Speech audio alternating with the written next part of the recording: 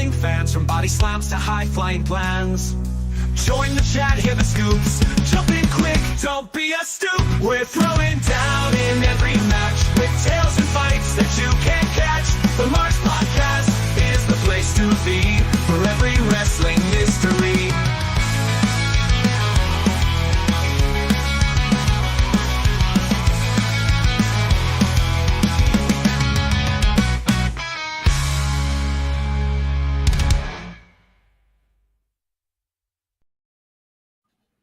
Ladies and gentlemen, this is Tony Chimmel, the GOAT of ring announcers, and you're listening to the Marks Podcast on YouTube. God damn it. Welcome to the Marks Podcast. It is Sunday. You know what that means. Sorry for the lateness. Jacob had to drain the lizard, or as our guest today would say, drain the vein. Ladies and gentlemen, you know Gerard Millette, you know Jacob McGovern, but let us introduce to Nigel NF Punk. What's going on, brother? Not my government name, bro. Good, man. So to be fair, we were supposed to have Cabal. Oh, yeah. Yeah, we're supposed to have Cabal on, but we were having technical difficulties.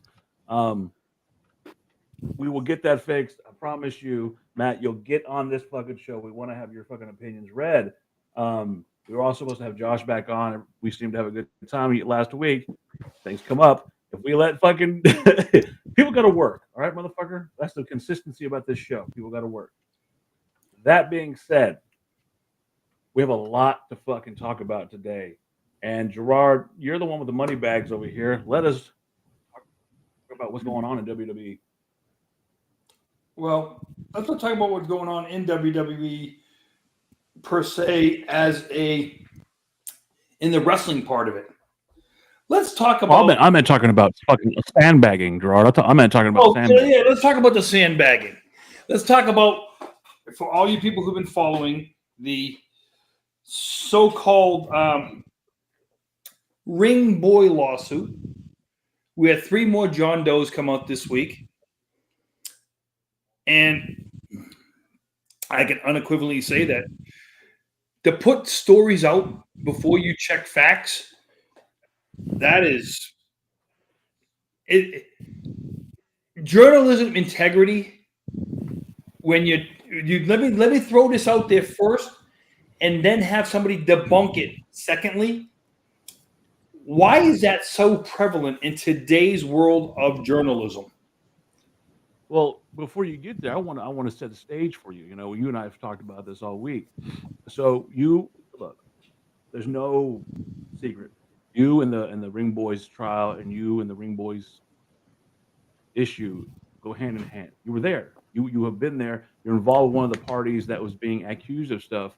And in essence, you changed a lot of people's minds as far as the way things should be seen, me included. We talked about this as of like fucking Monday of this week, how I went into a conversation with you after we made a video.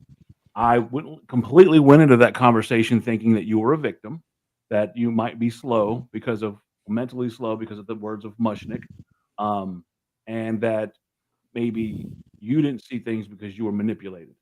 Within 15 fucking minutes of our initial conversation, which was only supposed to go for an hour and a half, maybe 2 hours, it went fucking 3. I had a completely different idea of who the man I was speaking to is.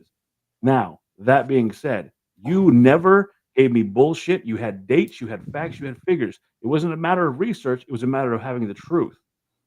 That being said, to set this stage, a certain somebody who has tried to stay on top of this, I suppose, has come out and basically given a bullshit fucking retort to everything. And not one part of that shit was credible because they didn't take the time to look at dates. Gerard, what am I talking about?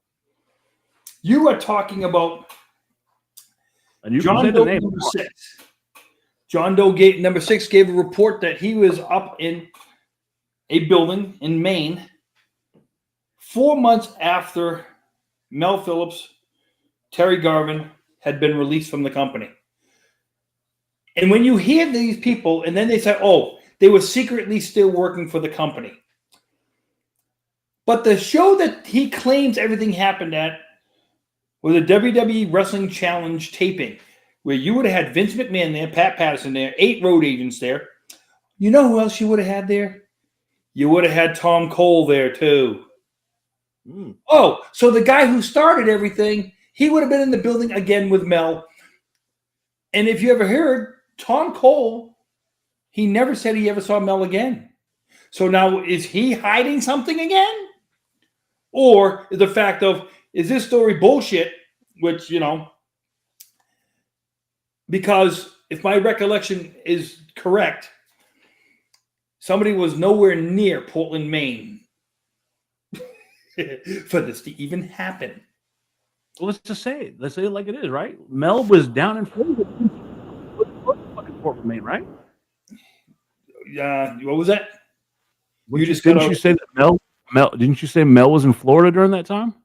If my recollection's right, if the dates, if I'm off on the dates a little bit, but I'm just saying is the fact of, if my recollection is right, which for this whole thing, I haven't had too many dates disproven. He was down in Florida buying a car. Yeah. And, now we're talking 1992. Air travel was today. We all know cars, unless you're driving the DeLorean, that can take you 88 miles an hour and put you in a place where you didn't think you'd be. It's impossible to go from Tampa, Florida to Portland, Maine in 3 hours driving. What's going on, Leo? What's going on, Jordan? But I'm just saying is though, the more you look at some of these innuendos and claims and stuff like that, the more you start to see. Before you go on, I just want to say, someone will claim what you just said. Well, actually, if you really calculate, you could drive in that distance 3.5 hours. I'm just. 1,500 miles. 1,500 miles in 3 hours. That means maybe he bought a Ferrari. Unless you, it's like what someone will come out and be like, well, actually, if you really take a trajectory. Oh, just like, hey, I'm glad you bring that up.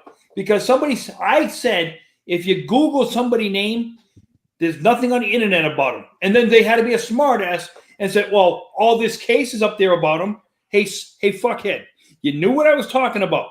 Take away this case, there's nothing on the internet about them. Okay? But there hasn't been anything on the internet about most of this shit until recently, right? None of this stuff has been prevalent or anything until the P. Diddy shit came out, all of it. Again, I was a hardcore believer that there was something wrong, but when you look at the base facts, and again, Trips is here, she will tell you, where's the smoking gun? Where's the shit that happened? You hear Ring Boy scandal, you expect something. Hey, here's the other thing is the sandbagging lawyers and stuff like that, reporters.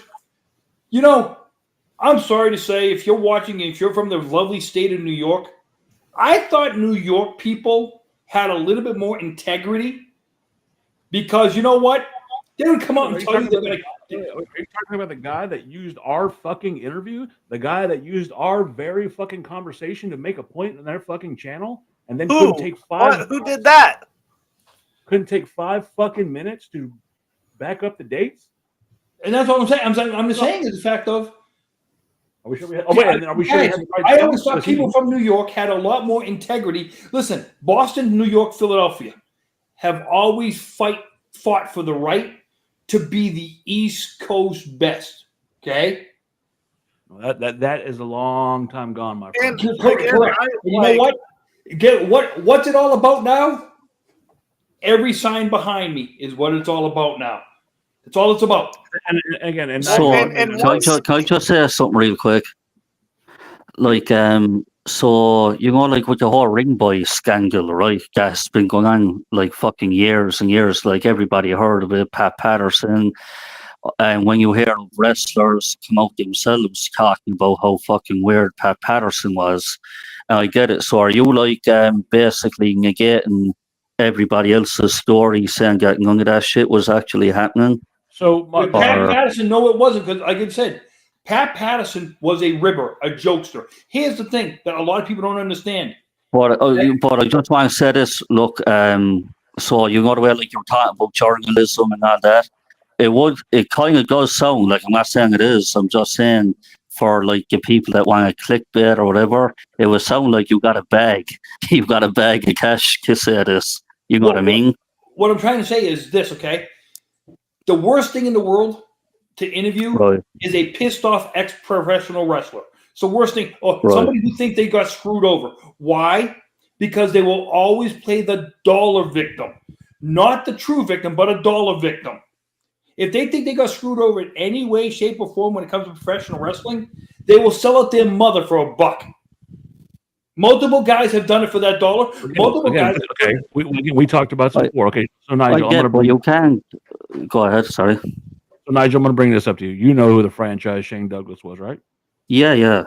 Okay. So he's gone on record as saying that he saw X, Y, and Z. Let me paint a narrative for you. Let's say Shane Douglas is on a plane. Okay. He says he saw Mel Phillips, who was a former ring announcer for the WWF, not WWE, but WWF. He said he saw a little boy giving Mel Phillips oral pleasure on a fucking plane. Okay. Right. That's his statement, right? Now, let me ask you this, Nigel. Put you in that position. You're the franchise Shane Douglas. You're walking down the aisle of a fucking plane. You see this happening. What do you do in that situation? Beat the shit out of the guy.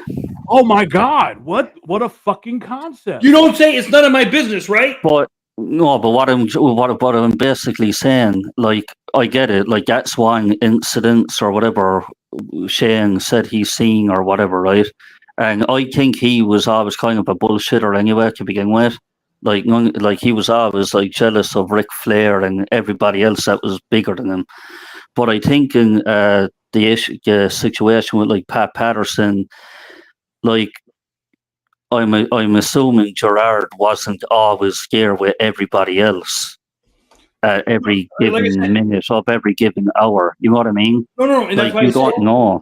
I will say this from what I've known about Gerard, just in knowing him. Like, if something did happen, he would probably, like, by now he would have told me and Dan in private, or he would have said it on the air. Because again, prior to Dan's interview, Gerard wasn't really public, like doing Gerard wasn't talking about wrestling. So basically, Nigel, and I'll put it like Nigel, this. Sorry to interrupt you, Dan. Nigel, I don't know if you heard my interview where I said the story about Randy Savage and Elizabeth.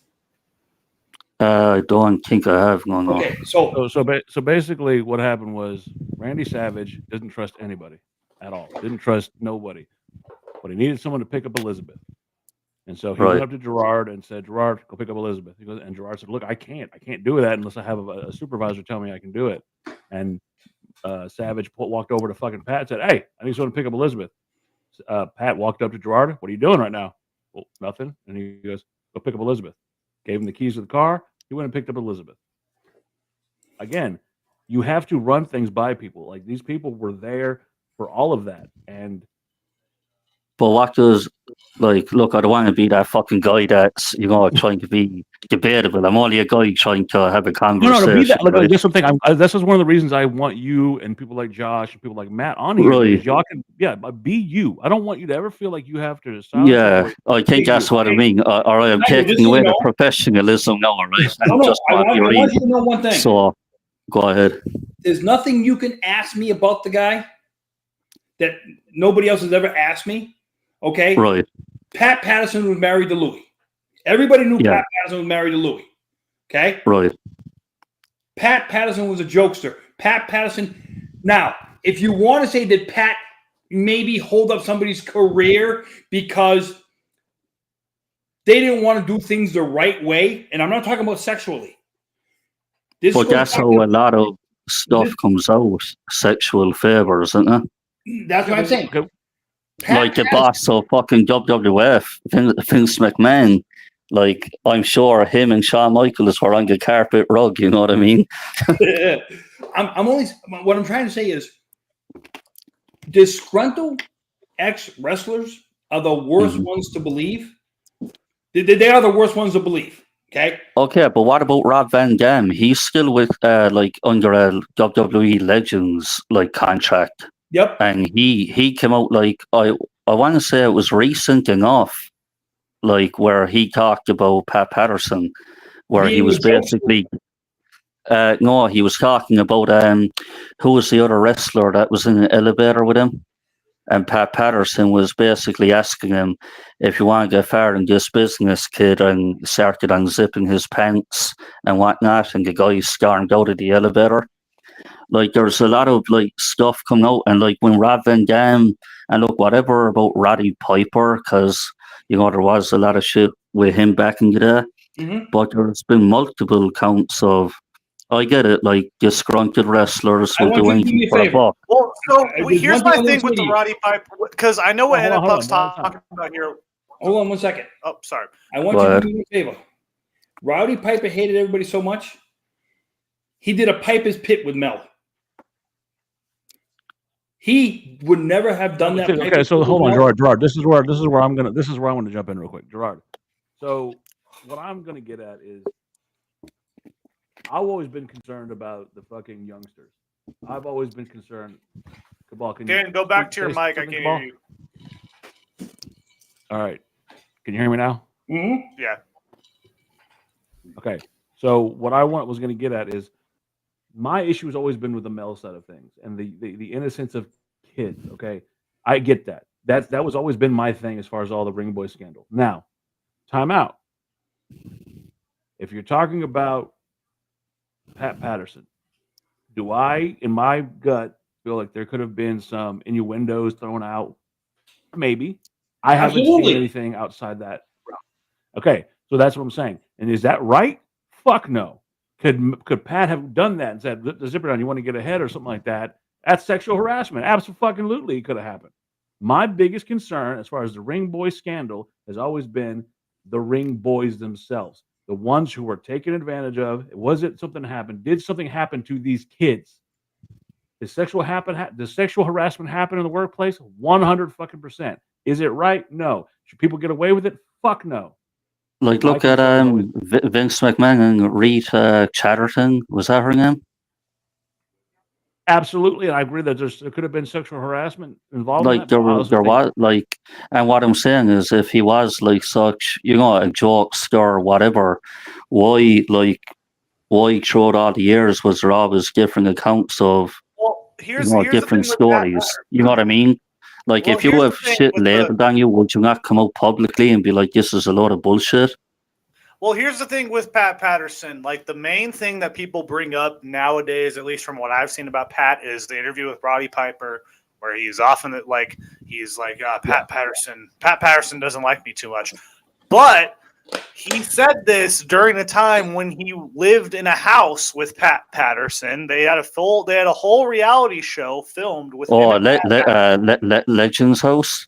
Yeah, Legends House. Yeah, so, that was that was the WWE. Half of that cast is dead now, so that's really fucking sad. But literally, like, Roddy Piper was living in this house with Pat Patterson, and Josh, you're in the chat. Were those allegations made before or after Legends House? That's what I'm saying. I don't know. It was before. It was before. Know, like, even if Roddy Piper's making these accusations, and he said, he's like, when you're a young boy. But it's not just Roddy Piper, man. It's Ultimate Warrior. I know, but I'm saying, like, why would Roddy Piper live in a house with this guy? Like, if you look at the end, here's the thing. And he's filmed crying when Pat Patterson is singing a song at the end, and he's filmed crying, clapping his hands, like, more emotional than anyone. I don't know, man. It's fucking weird. It's a whole weird situation with Pat Patterson alone. Well, you have to understand, when Pat Patterson came out publicly on that show, everybody had like a weird, like a pure, like crying, shocking face, except for Roddy Piper. That's just reality TV show because that's what I'm saying. That was for the public. Roddy Piper's face. Everyone in the business knew he was gay. There was all.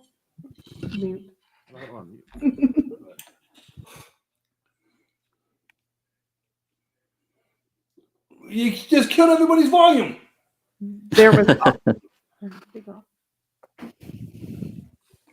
also the account of the wrestler who didn't make, who it was, who said his career would have been better, but he got a phone call and was asked to go to the 10th or the 11th floor, go in, lay down, don't have to do anything, just accept what's about to happen. And he didn't go.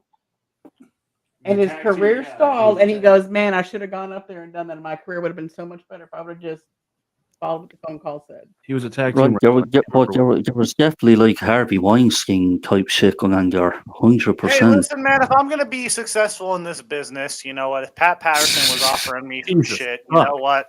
You know No, what? Again, what I'm saying Why is do you, that why do you I know think Gerard fucking was Sylvain Grenier is still there and Raniero Pri is on YouTube? You know what I mean? No, Renee. That's Renee Dupree with Savon Grind. Actually, But Sylvain Gerard Grenier was got closer to actually. Well, Gerard was closer to the situation as far as the fucking Pat Patterson stuff. Do I think that Pat possibly could have done something? Absolutely. I've never denied that. My issue has Mhm. always been as far as the Mel Phillips and the Ring Boy stuff. And the reason I say that is because talking to Gerard, learning about this stuff, finding about Mel as a man and a human being, and learning more behind the scenes stuff, which is now He was coming to scapegoated. light, has always convinced me. Also, the fact of how passionate he was about it. Well, and just because I've told this to Gerard before, I feel like Mel was kind of a target because of his race and because of his sexuality. I feel like that was just, you know, they like, and nowadays that's oh, this guy was gay, and like. No Hey, one would say Nigel, that. I got to ask you a question, Nigel. Go ahead.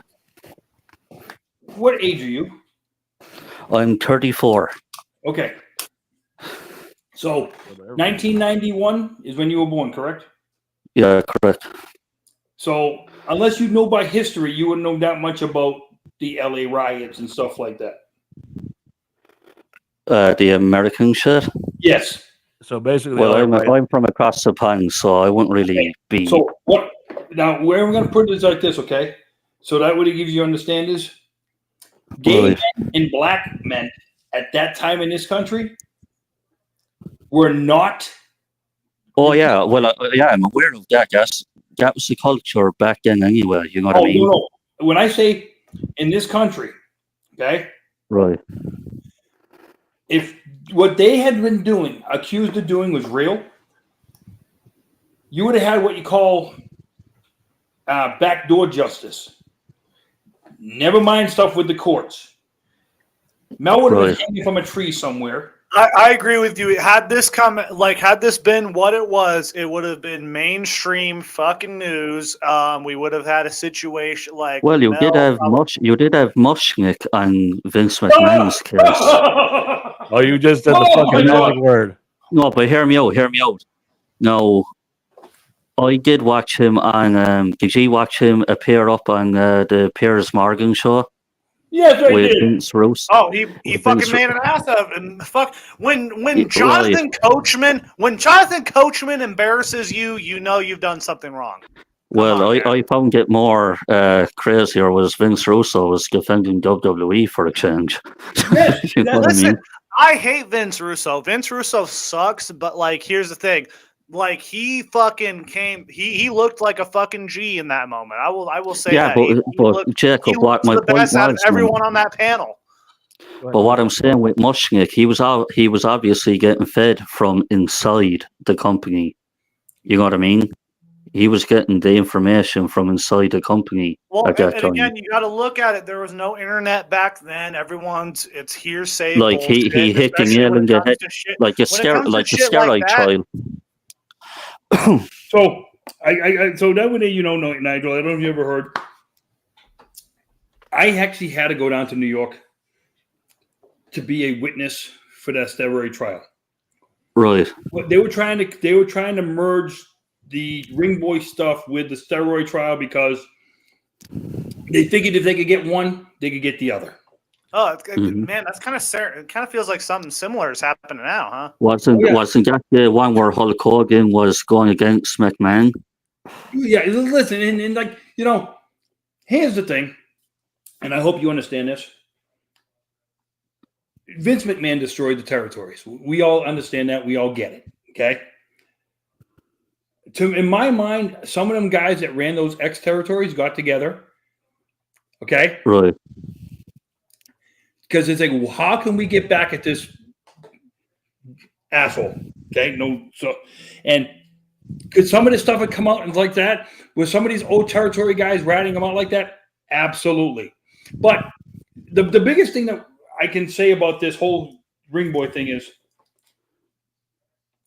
the main perpetrator of it,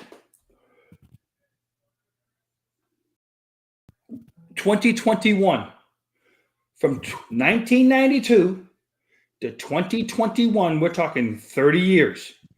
Right. Somebody waits for him to die before this is all brought back up again. And that person right now is making money off the story. Because why? He's a sandbagging journalist who only puts out his view. He doesn't allow anybody else to have an opposing view on anything. Are you talking about Dave Meltzer or No, I who's wish I was talking about Meltzer. what journalist? Okay? If I was talking about O'Crater Base, that'd be an easy fight. you really can't stand that. Okay. I don't. Nobody does. Here's the problem.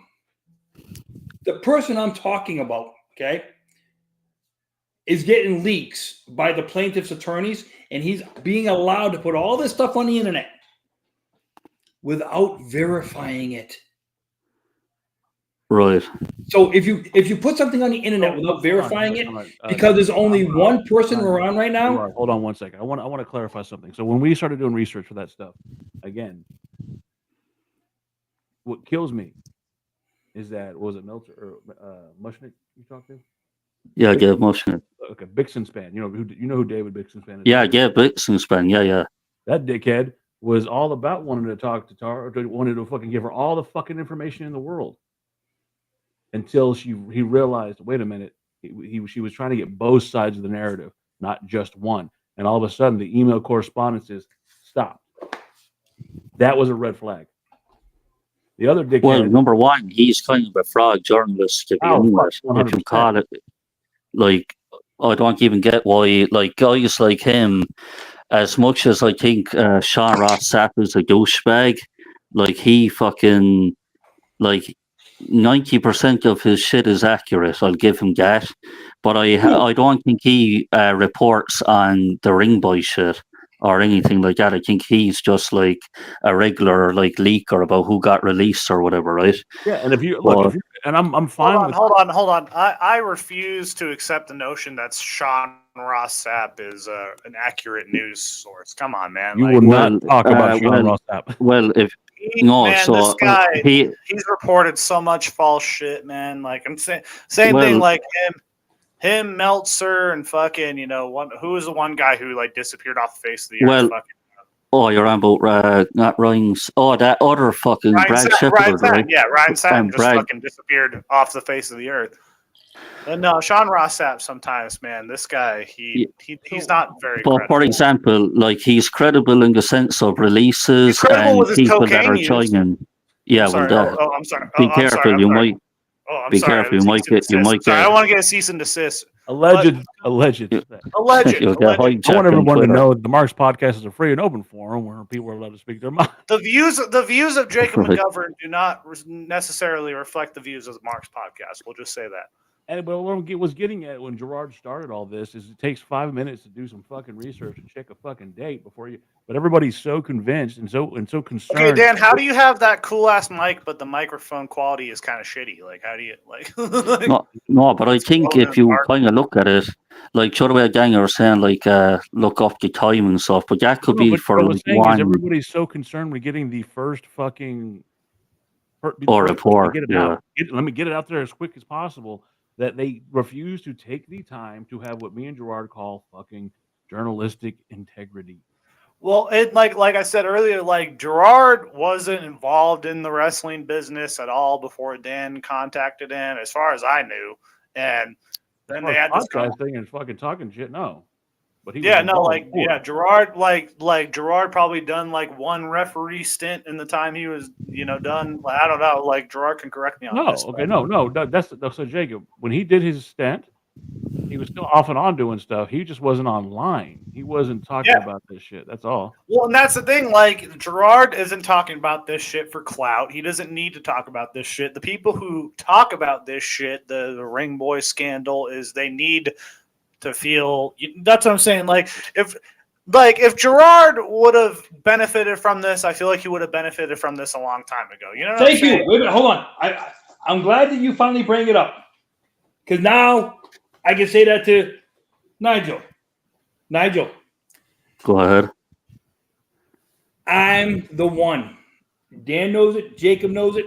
The attorneys know it. I'm the one who's walking away from the biggest paycheck. And I'll tell you why. These 8 ring boys that have come out, Right. nobody knows who the hell they are. Everybody knows who the hell I was. Well, So and if I had again, come out I'm the other way, not trying to kiss your ass here, Gerard, but like hearing the way Tony Chimmel talked about you, and like even though he was busting your balls, I'm just like, that tells me everything I need to know. I just feel bad for Tony Chimmel having to put up for him for 20 fucking years. Yes, I feel bad, Tony. I feel bad for Tony Chimmel, but I feel bad for Tony Chimmel the way I fucking like I was drooling over and the whole podcast. I will say this. Hold on, go on, Nigel. Hold on. Go ahead. No, I was just going to say, pertaining to like Gerard is probably, you were saying you're the only guy that kind of knows the other names of the other John Does, correct? I don't know Where what they mean. I'm saying is they don't know who these people were. Everybody knows who I am. So they haven't yeah, been did named, did you put your name public? Huh? Did you go public with your name, stating that, you know, I was a ring boy type thing? I've been on other shows. I've actually talked to the brother of the guy who started it all. Right. Okay? So what basically, Nigel, like when the Ring Boys started out, it was a bunch of kids that were here and there. They would show up from state to state. It was basically nomads that would come to shows. Oh, I know a guy in fucking Chicago. Oh, I know a guy over here in fucking LA. Oh, I know a guy over here.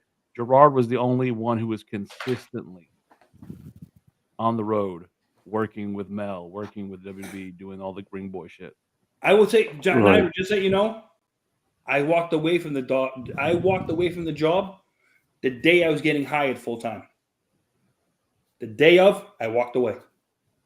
Can I ask why, or personal issue?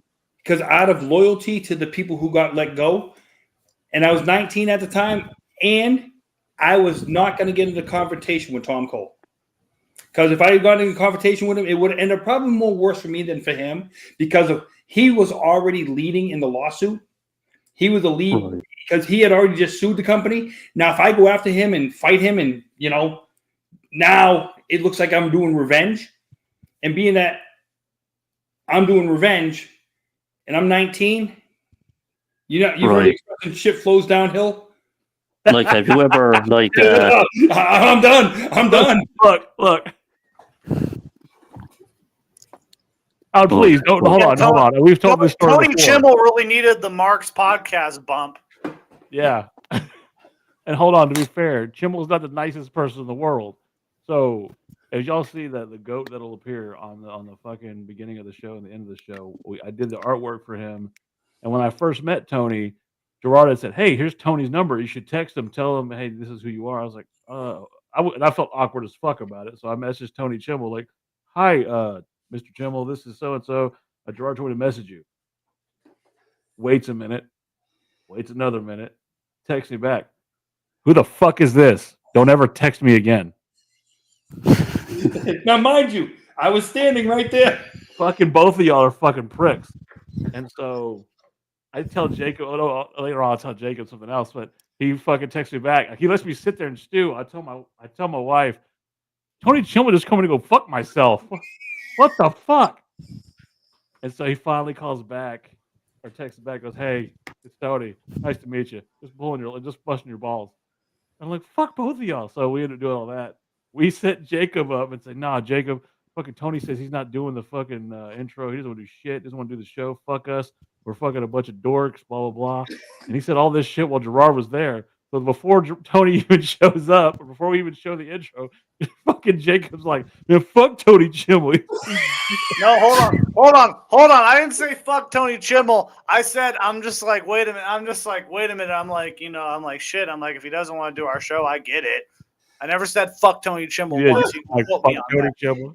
He said, You can quote me on that. I never said that. I would never say fuck Tony Chimel. You saw you could look back at that podcast, you could see the twinkle in my eye when Tony Chimel showed up. Like, come on, man. I would never say that. I would never say that. I have never once in my life said fuck Tony Chimel. Hey, look at that comment, Dan. how is that, Leland? How has he saved you?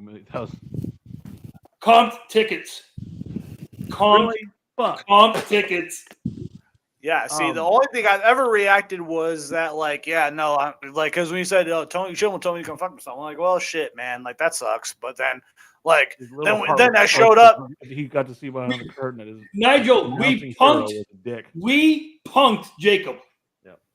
Oh, Good. it was horrible, you know. And then I had to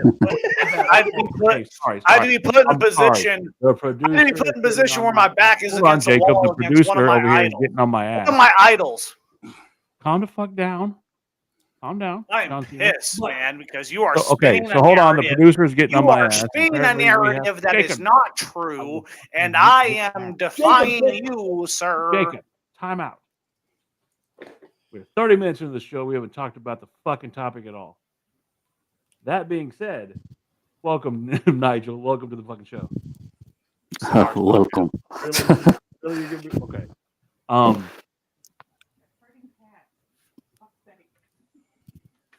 Sorry, Mom. You gotta do better with the mic. Proceed now, please. Are you going talking about the releases? I'm assuming. How do you have a better mic than all of us, and your mic sucks the worst? Does it really? Is it that bad? It kind of is. I mean, when you put it away from yourself that much. Yeah, if it's not near your mouth, oh my god, you can't hear shit. Yeah. What the like, fuck? Put it like do a test. Put it away from you for a second and try to talk. I'm doing that. I'm good. I'm gonna keep it right. No, see, even when you do that, that sounds bad. How about now? Am I better? Yeah, when you do that, he does.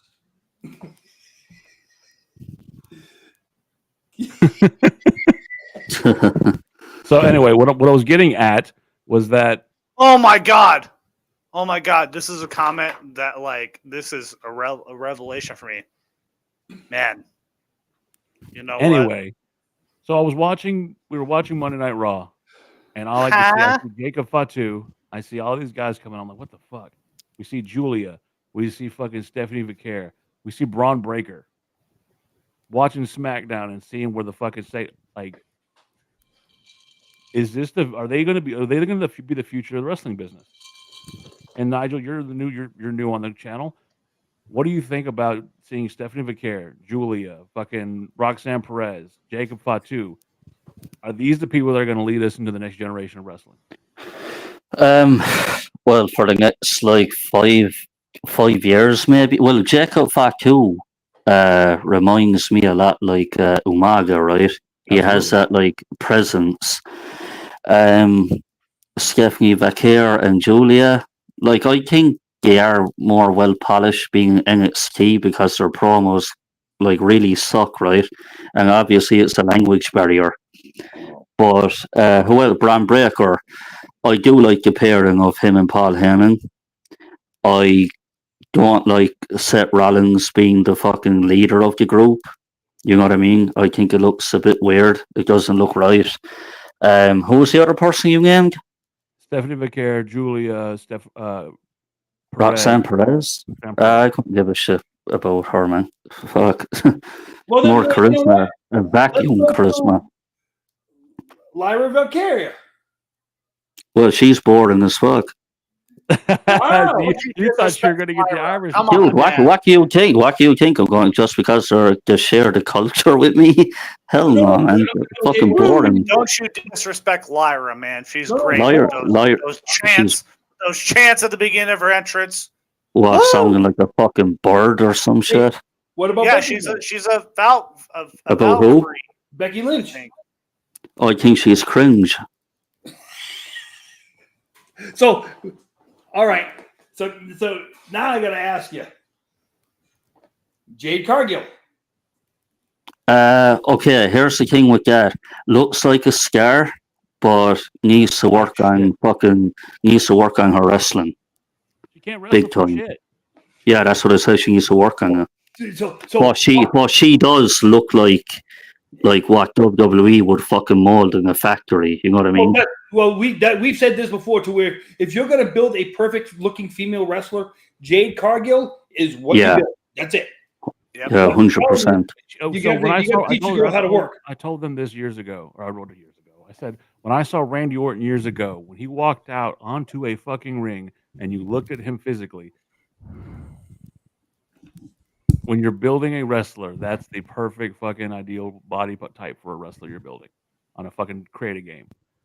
I feel that way about fucking Jade Cargill. Like I said, now, guys, the one thing, and like I've said it to them, Nigel, and hopefully you might agree with this. When you're taught the wrong way off the bat how to perform, no matter where you go, bad habits will follow you. The only way they could ever get this woman to do everything right would be have her off TV for 6 months, break her down, and have her start from scratch. Right. Because I think what happened with Jade in this case, she came from AEW, where they had no facilities or proper training. that's what I'm saying. You just put her on, you can, with fucking Shaquille O'Neal. You know what I'm saying? Put her on live First TV. match ever. Yeah, right. So, and I've always said about it, it's like she has everything you would ever want in a woman wrestler, with the look and all that stuff, the muscle, the look, and all that. But their in-ring ability, it looks like she's never stepped foot in a wrestling school in her life. No, and that's what I mean. Like, when she came back at Elimination Chamber and beat the shit out of Naomi, I think that's how she should be. Like, we're not looking, when I look at Jade Cargill, I'm not going, oh, I can't wait to see a fucking high quality match. I just want her to beat you, like, squat. Like, she should be put in a position like a Goldberg type of was, where AEW, here's the thing, AEW actually did it right by her, in a weird way. No, that's what I'm going to tell you. No, they didn't. I'm going to tell you why they didn't. They didn't do it right by her because why? By putting her in those squash matches, they gave her no in-ring ability to where she can't wrestle against people who actually she should have been wrestling against. Because if she had gotten into the ring with anybody in AEW that could actually wrestle, she was done. What the hell is that? Well, like as I said, like, it's not a team. Nigel, your mic is acting up. Nope, it was Jacob. Never mind. Okay. Gee, there's a shock. Jacob's mic acting up. And that's all I'm saying is the fact of she was never properly trained in AEW because of her looks. Tony Khan shoved her down people's throat, gave her this 80-0, whatever it was, but never put her in the ring with anybody who actually had any talent to wrestle. And when WWE signed her, they gave this superstar welcome and stuff like that. But the problem is this: she had been so bad already. To now break her down and redo her, you got to go into those bad habits. You're going to get there. Uh-oh. No, I'm here. Not you. I know. Hold on. Let me go on the other side and make sure you get back in. Yeah, I'm not sure why everyone got ear raped in that moment. I'm just like, what? I think it's your fault. Because I heard on my end too. I'm like, what? It was yours. I know. I'm just like, what the fuck, man?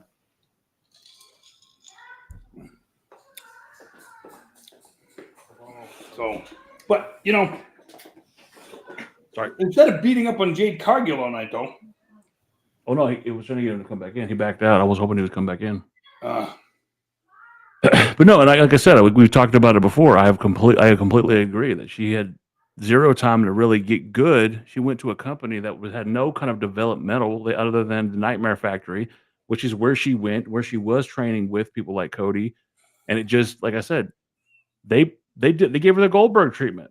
And again, Goldberg was never fucking great in the ring. You know what's funny is you bring this up? I was actually watching something yesterday. Goldberg versus Kevin Nash, Starrcade. I mean, the shit match? Oh, yeah. Where Nash carried that whole fucking match? Yep. No, but so that way we can talk. And Nigel, if you can hear us, come back in. The releases that we've seen this week. Let's get to the releases. Perfect. Okay. Yep. Let's get to the releases. The biggest one to me, okay, I would actually say Shinsuke Nakamura over Braun Strowman or Dakota Kai or anybody else. I would agree with the Shinsuke one, but at the same time, what has Shinsuke been doing? How many times have they repackaged his shit? Now he's the fucking Ronin who wears the paint and does the mist. Okay, you're trying to make Muda 2.0? I mean, to me, with a guy with that skill set, there was only so many places they could go with that skill set and put him in with people because of the fact that Goldberg was believable, though. Give me a break. Goldberg was not believable. No, Goldberg was believable physically and as an athlete. But he had, again, Steven Regal kind of, yeah. I mean, like, How was he believable? I mean, as an athlete? come on, man. Like, fucking Harlan was believable when they had fucking Joe Gacy as his fucking man. You're Hold on. Time out, both of y'all. Look, I don't even like Goldberg, but he was believable. He was believable, yeah, but like, so was fucking Lord Tensai for 2 weeks. Like, come on, man. Like, it's like No, I'm talking about at the base beginning of the Goldberg run. You're gonna tell me that Goldberg wasn't believable physically? No. Look wise, you really? And I'll tell you he does a full on back. I have a better physique than Goldberg. No, I'm just kidding. Okay. No, seriously, like, Goldberg, like, look at every single Goldberg match that's ever been. Like, it's fucking mediocre. Rinse, wash, repeat. Yeah, no. Okay, Mr. Businessman. I'm telling you, are you going to tell me when Goldberg came out there, speared somebody, that didn't look like a fucking car wreck? When his athletic ability to fucking when the person sold for it, well, it looked good. You are so full of shit. You're going to tell me that from every move he did, the jackhammer, all that, when he lifted up, wasn't Lord Tensai Prince Albert? Yes. Hey, listen, do we need to go with the Prince Albert moniker? Well, and look where he's at now. I'm a Goldberg hater, though. That's the thing. But I'm not going to sit here and fucking play crazy, take crazy pills and say that wasn't believable. I'm not a Goldberg hater for the simple fact he was a Steve Austin wannabe. What? There was nothing alike other than a bald head, black eye. I'll say this: Kevin Sullivan did come out and say, I will agree with Dan on that. Like bald hair, black trunks, but like also at the same time, Goldberg is the biggest hustler in the history of this business because this guy got himself a Hall of Fame payday, got himself 2 world titles. Hey, I'm not Jewish. That he didn't fucking need. I am Jewish somewhat, so okay. Is Cabal just gonna like keep like because Cabal could have gone on the show if he's gonna talk shit like this. Like, so again, he could have figured out his fucking microphone if he's gonna talk all this shit. So again, not a full hater. I don't hate Goldberg, dude. I don't fucking hate Goldberg. Again, I'm a Jew lover. It's like I love Jews, but like again. Goldberg, if he's gonna get like these, fucking, oh god, oh okay, come on, man. Now we know of. Come on, DH, come on. That we know of. Hey,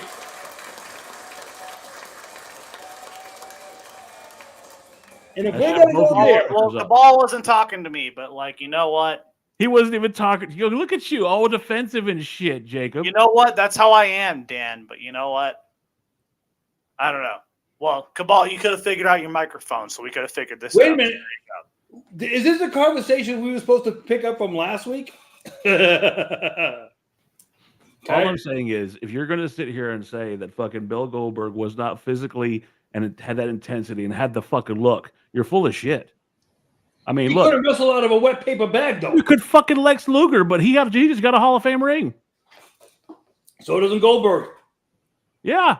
But Lex guess Luger's what? gone. They go down in history. Oh, the total package. You total package my ass. You know what, Sil? You know You know who what, else? Sil? Hey, Who main evented fucking WrestleMania? Who should have never fucking been there? The Ultimate Warrior. what? Ultimate Warrior couldn't wrestle for shit. No, I'm looking at. Damn. Damn. Wow. All right. All right. Got you there. I'm sorry, Cabal. I'm sorry.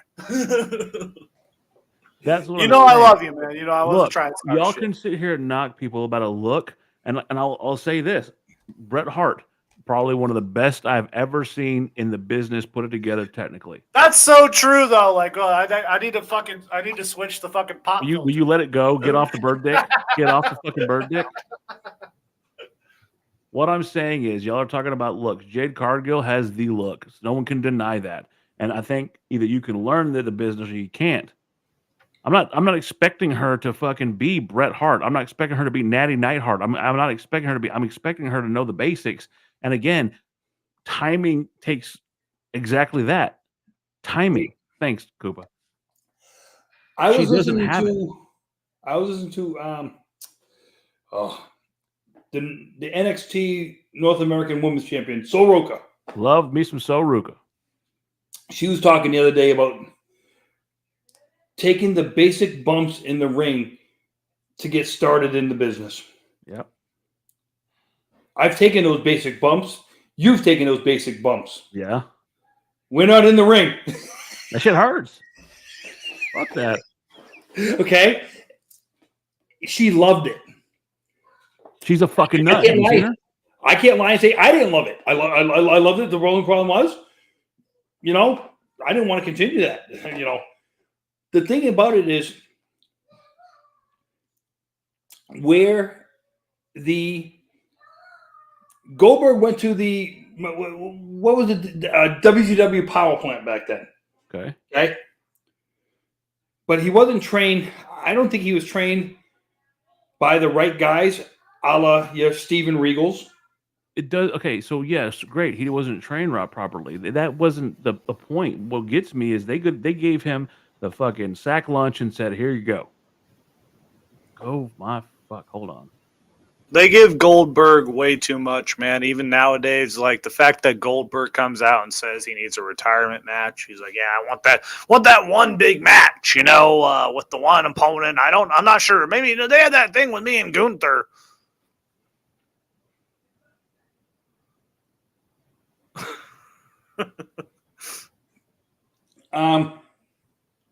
By the way, before Cabal leaves, I just want to say I got no beef with you, Cabal. I was hamming it up. I love you.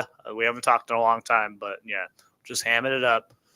That fucking Big Bird's dick thing got me fucking like I didn't mute because I was laughing my fucking ass because it totally looks like it. Like, but yeah, no, I got no beef with you, Cabal. Come on, man. I got a beef with him. He's a Yeah. shit talker. He's a shit talker on the comments thing, but he can't figure out how to sign in. That's kind of what I just said. I was just like, come on, man, you can come on the show. And then he kind of roasted me with the Big Bird's dick thing. I'm just like, I'm just like, man, I got no response to that. Yeah, no, Cabal knows I got no beef with him. I wish he was on the show because he's a good dude. But what? A white Chappelle. Okay, Mr. Dollar Signs. Okay, that's it for you. I'm gonna have to do something to you. Okay.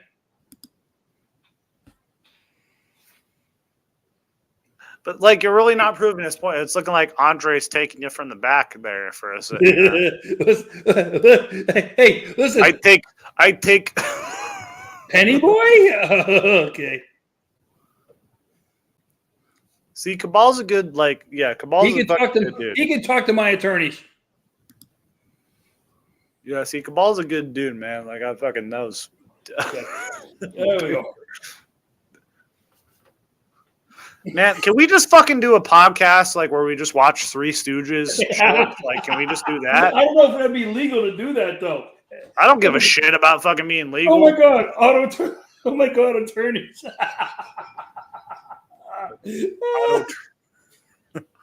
Hey man, here's the thing. I want to give a shout out to the unsung hero of the Marks podcast, Trips. Trips is the one that makes this all happen, apparently.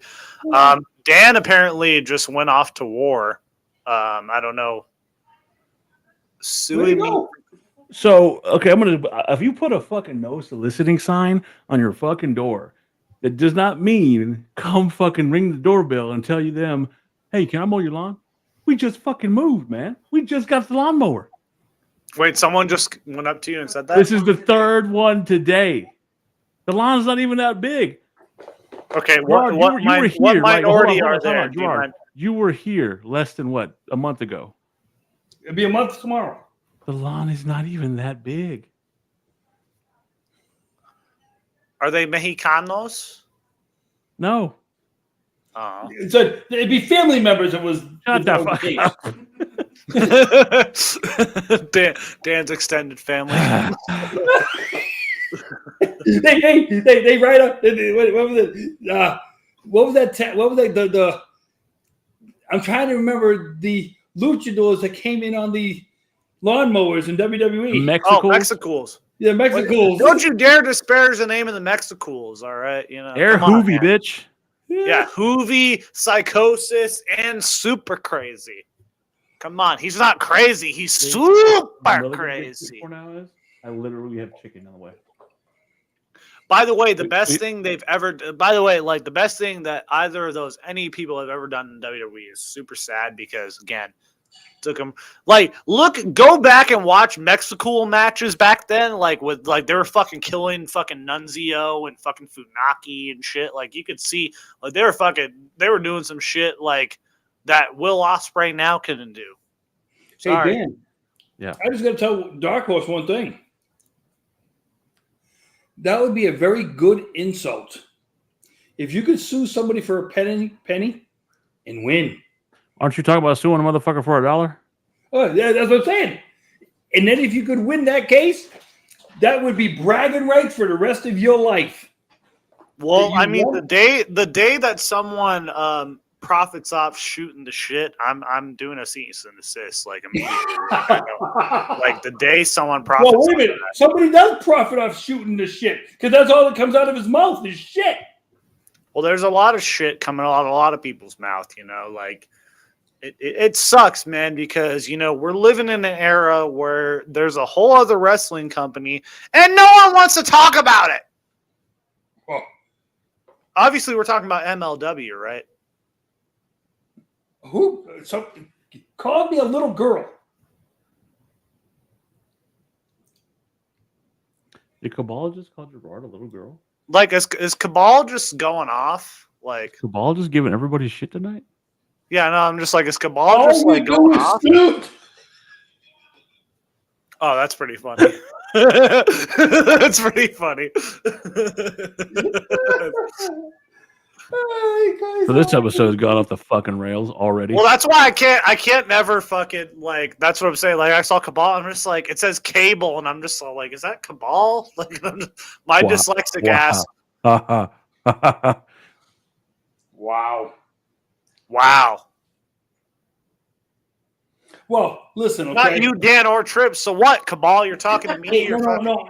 I want to go back to that because I asked you guys to do some homework. I never did it. Did we get the full story behind this? I think we got a Marks Civil War brewing. I think Cabal needs to pick a side. You know, like me and Gerard versus Trips and fucking. Okay, that's it.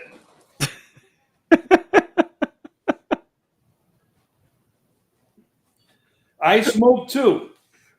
You keep this up and we're going to get John on. Here's the thing. Cabal said, like, because of my posters, he's assumed that I smoked. I don't smoke, man. I'm straight edge. I'm like CM Punk, man. You are full of shit. That's I'm the biggest lie that's ever been said on this podcast. There's X's on my hand. Get the you just fucking can't money see them. away, you weirdo. I have X's on my hand. They're tattooed. You just can't see them. You know, that's the thing. They faded That's away. a small little hand for a man. No, I know. Yeah. Like it's literally like his forearm's the same size as his fist. Hey, man. You know, I can go behind you. You know, these legs, What the man. fuck? That is weird. Like put your fucking hand.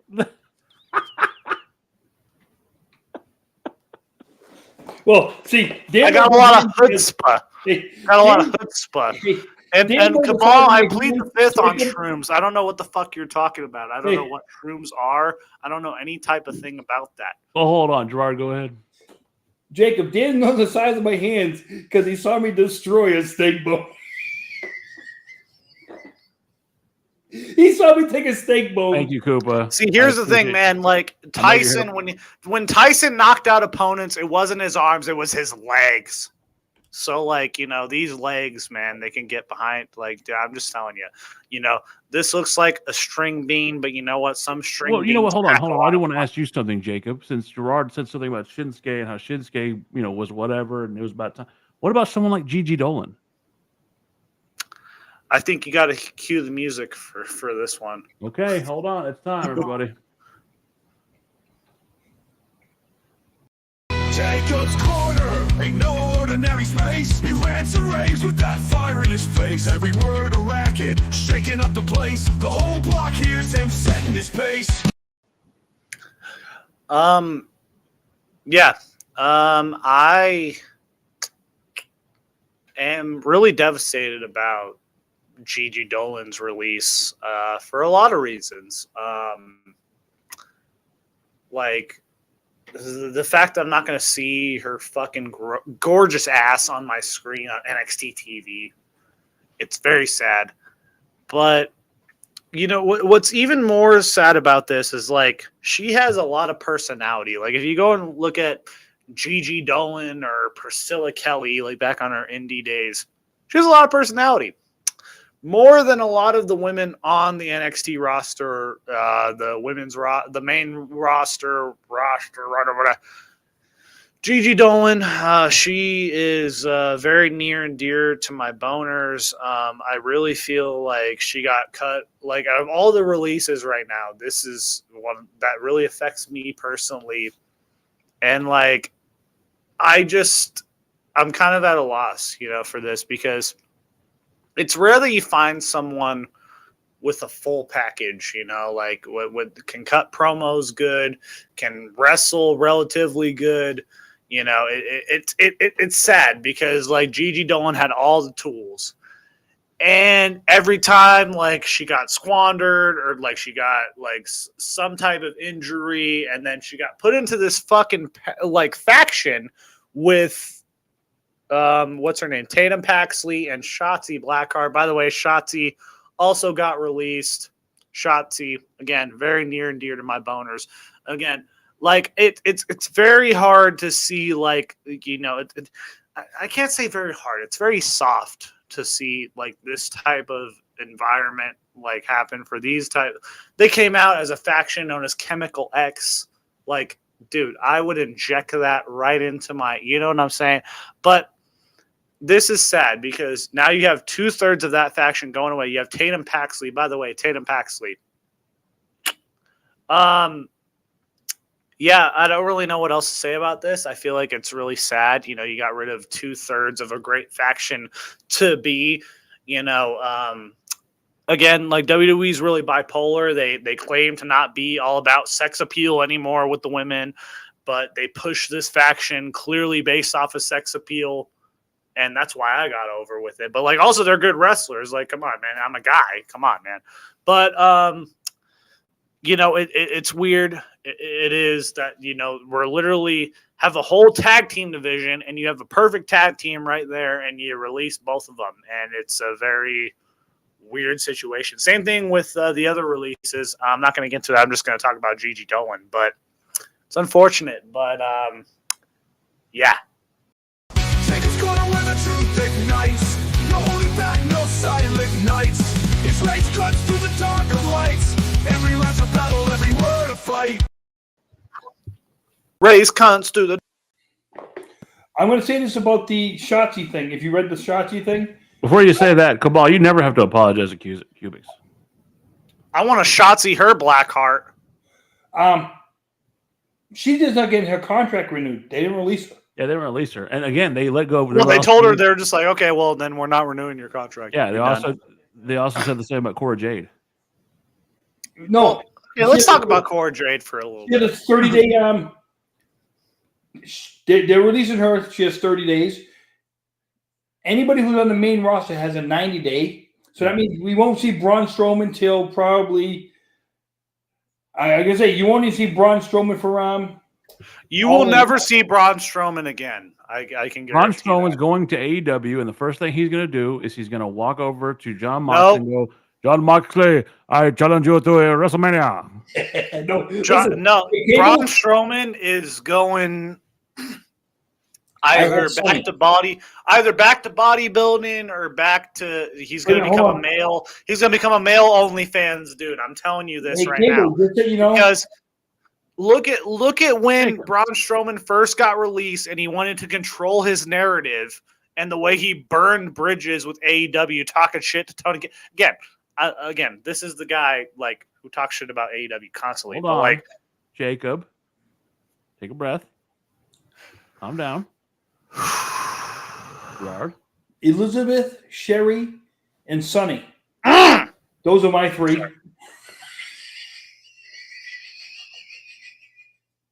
I fucking put Jacob up for that. Well, Cable said AJ Lee. You told me to take a deep breath, man. What the hell? AJ Lee, Trish, and Paige are close to my, story. Boner? He said boner. I just had the words he used. Boner. Okay, so every time I talk, like they're near and dear to my boners. Like I've stayed up at they're not near and dear to my heart. They're near and dear to my other heart. Hold on. The wife gives me shit for finding Stephanie McCare to be a good wrestler. Legitimately, I'm not going to sit here and say she's not attractive. You have two grown men on a podcast that you produce talking about their boners. And I'm talking about Stephanie McCare, and I think she's an attractive woman, but she's an amazing wrestler. We're not her husband, Dan. It was not her ass that brought me to. Okay, well, Dan can be in denial about Stephanie McCare's ass all he wants, but here's the thing.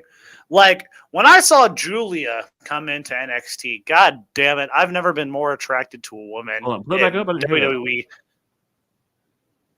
Apparently, no, dude, here's the thing. I'm glad Dark Horse brought this up. Let me fucking read this, Jacob. Jesus, fuck. Apparently, Paul Heyman told Braun Strowman he sucks his face because Braun was complaining about not being on WrestleMania 41 card. Yeah. Well, he's not wrong. Well, no, dude, find the clip for this. The clip, I was going to bring this up on the show before we got talking about boners and shit, which is fine, because, again. Here's my problem about that. But here's the thing. Paul Heyman, he came out, and this is the nail in the coffin for Braun Strowman. Braun Strowman, and again, I think the nail in the coffin started when Bronson Reed got injured. I think that when Bronson Reed got injured, that feud was cut off, and then bada bing, bada boom. It was done for Braun Strowman. Braun Strowman can barely run. When you see him run, he can't run anymore. His knees are shot. And Paul Heyman came out on Pat McAfee's show in front of a whole audience, behind him. And as soon as he said that, Braun Strowman said he could go, he said he's not sound wrestling. I told him he sucked. And the whole crowd was like, yeah, Braun Strowman sucks. Boom. That was a nail in the coffin for Braun Strowman. Oh, okay, How so can what you I was bounce telling back Gerard from that? earlier, what I was telling Gerard earlier was look, people are going to get let go. It's a fucking business. This is not a fucking daycare. Yeah. This is not a fucking charity. Honestly, not to cut you off, but honestly, you cut everybody off tonight. Okay, well, good God damn it! But half of those fucking people who are released, we're not going to see them in wrestling ever again. I guarantee you. Gerard. Well, let me put it like this: when it comes to Braun, okay, for Palmer to Heyman, and me and Dan have talked about this, we're dwindling down. The last of the Vince McMahon people are just about eliminated. All you're seeing is NXT guys and girls coming up through the business, and that's it. It's going to come to a point to where all these old Vince McMahon people that Vince loved are just going to be gone. But Jacob, we've been on now talking about this subject for about 20 minutes. My God, I can't believe you went 20 minutes without mentioning Chelsea Green. I had to silence my cam for a second because like I kind of got a little teary eyed, and I just didn't want to. I just didn't want the fans to see it. I gotta say, the way that they have ruined Chelsea Green, just by having her lose the title to Selena Vega, no reaction city right there. Imagine being in a whole ass movie where The Rock produces it and no one gives a shit about you. Again, Chelsea Green, she's doing something great with this secret Hervis thing with Piper Niven and the other chick. I'm not sure. I got to ask you though, did you watch Friday Night SmackDown? No, I don't have cable, so I can't watch Friday. She came out in a trench coat. I just wanted to see if there was anything. She looked beautiful again, and she sold the gimmick again. The only women on any roster that's actually doing a character and is selling it well. And again, having Chelsea Green chase Zelina Vega of all people is going to be weird because I don't know what the end game is for this. Like they really think that because like Chelsea Green is too charming. She's going to get over with this. Like with her coming out there like sad over the title, like all the secret Hervis and all that. She's going to get over. Same thing with fucking dumbass Bush League AEW. They have Max Caster out there going, "Let's go, Max! He's the best wrestler alive!" And like the crowd's getting into that shit. Well, listen, let me ask you this, because Darko's put on there that Braun put over Jacob Fatu. Okay. The sad part is you needed somebody like Braun to put over Jacob Fatu. It's not sad. Yep. It's the fact that Jacob Fatu is the shit. So no, it would be Jacob Fatu is better than Braun. Talking about talk about fucking believable. Okay, you talked about Bill Goldberg not being believable. Well, Jacob Fatu. If you just look at him at first and you just look at his physique, I'm not seeing someone believable. And no, I'm saying you hear his backstory. When you hear Jacob, criminal. Hold on. Yeah, no, it's a great story. What's going on? Okay, so I'll buy that shit, and I'm sure. I know his stuff is real, but that's no different than them going. Fucking Wade Barrett was a bare knuckle boxing champion, and fucking no, that's Baron completely Corbin different. was an MMA, and Yeah. They didn't build Wade Barrett up like they're building up Jacob Fatu. They built Wade Barrett up for a fucking low mid card segment. And then they did away with that, and then he became bad news. Barrett. Really, that is a dick fucking thing, Gerard. Yes, he did serve time. You dick. See, that gives him his edge. He literally fucking the Usos came out like there's a reason why we're not around Jacob Fatu. Like we kept the family away from him. It's like, dude, they literally built up a story for it. Yeah, Oos. Yeah, Oos. Again, I'm defending the fucking dumbass Usos storyline, but this is 7 kids. 1, 2, 3, 4, 5, 6, 7. But this is with Braun Strowman. Jacob has 7 kids. How many are his? I don't know, Jacob. How many are yours? I don't know, man, because I feel like I have a lot of kids out there. They can claim that they're mine. Wait a minute, are we gonna go to the 7 kids route? I got kids. Is Jacob Fatu the new Heath Slater? If Heath Slater could move like his ass, he'd be a world champion. No. We're getting dangerous. There's a reason why we're getting dangerously close to something that I don't want us to have to bring up for once on this show. Watch it, Gerard. Watch out. Let's move it away from that subject. Let's keep away from the Heath Slaters of the world. Oh, because I know. Because if we're talking about Heath Slater, we're going to talk about Drew McIntyre. All right, so here's the thing. If we're going to talk about Heath Slater and Drew McIntyre, I feel like we got to talk about someone who elevated their career to the fucking highest extent. Someone who was behind them. When they say, I needed this guy behind me to elevate me. Stone Cold Steve Austin says, I needed Paul Heyman. I need beautiful Bobby Eaton to elevate me. Drew McIntyre and Heath Slater will say, I needed Jinder Mahal to elevate me. to the next level. When Randy Orton had to lose that WWE championship, he said he literally went up to Jinder himself. He said, "Listen, you're the guy. I'm going to pass my torch to you." And Jinder Mahal took that like the holy grail and literally like, I don't know, man. I'm not religious at all, but like I felt, something awoken within me. Like when Jinder Mahal held up that fucking WWE championship, God damn it. Like, ooh. Well, I can say this. I'm sorry. I'm getting a little choked up. But but Jinder Mahal is not the greatest Indian wrestler to ever wrestle in WWE, though. Don't do it. Don't do it. Oh, you can. Jacob's Corner ain't no ordinary space. He rants and raves with that fire in his face. Every word a racket, shaking up the place. The whole block hears him setting his pace. I get a little emotional thinking about the accomplishments that Jinder Mahal has accomplished in the business.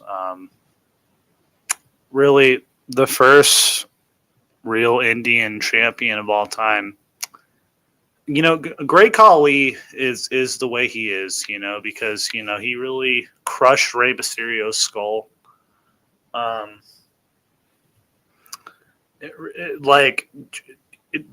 Jacob's Corner where the truth ignites. No holding back, no silent nights. His rage cuts through the darker lights. Every round's a battle, every word a fight. I was talking about Tiger Ali Singh.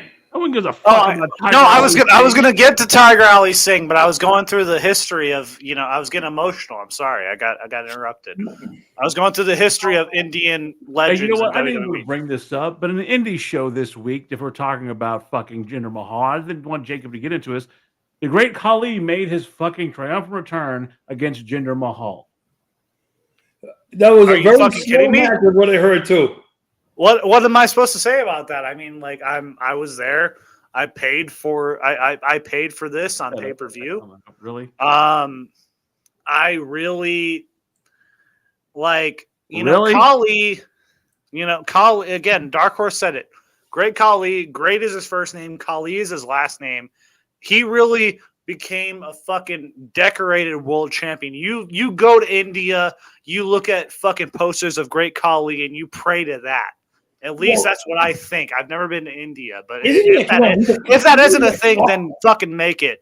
But same thing, Jinder Mahal, man, even though this guy was born and raised in Canada and somehow this got misconstrued over the years, like he's a full-blooded Indian man, and I really like this is beautiful. And I really think when I gotta say, man, like I am a very big wrestling fan, and I think like when I have a son myself, God help us. I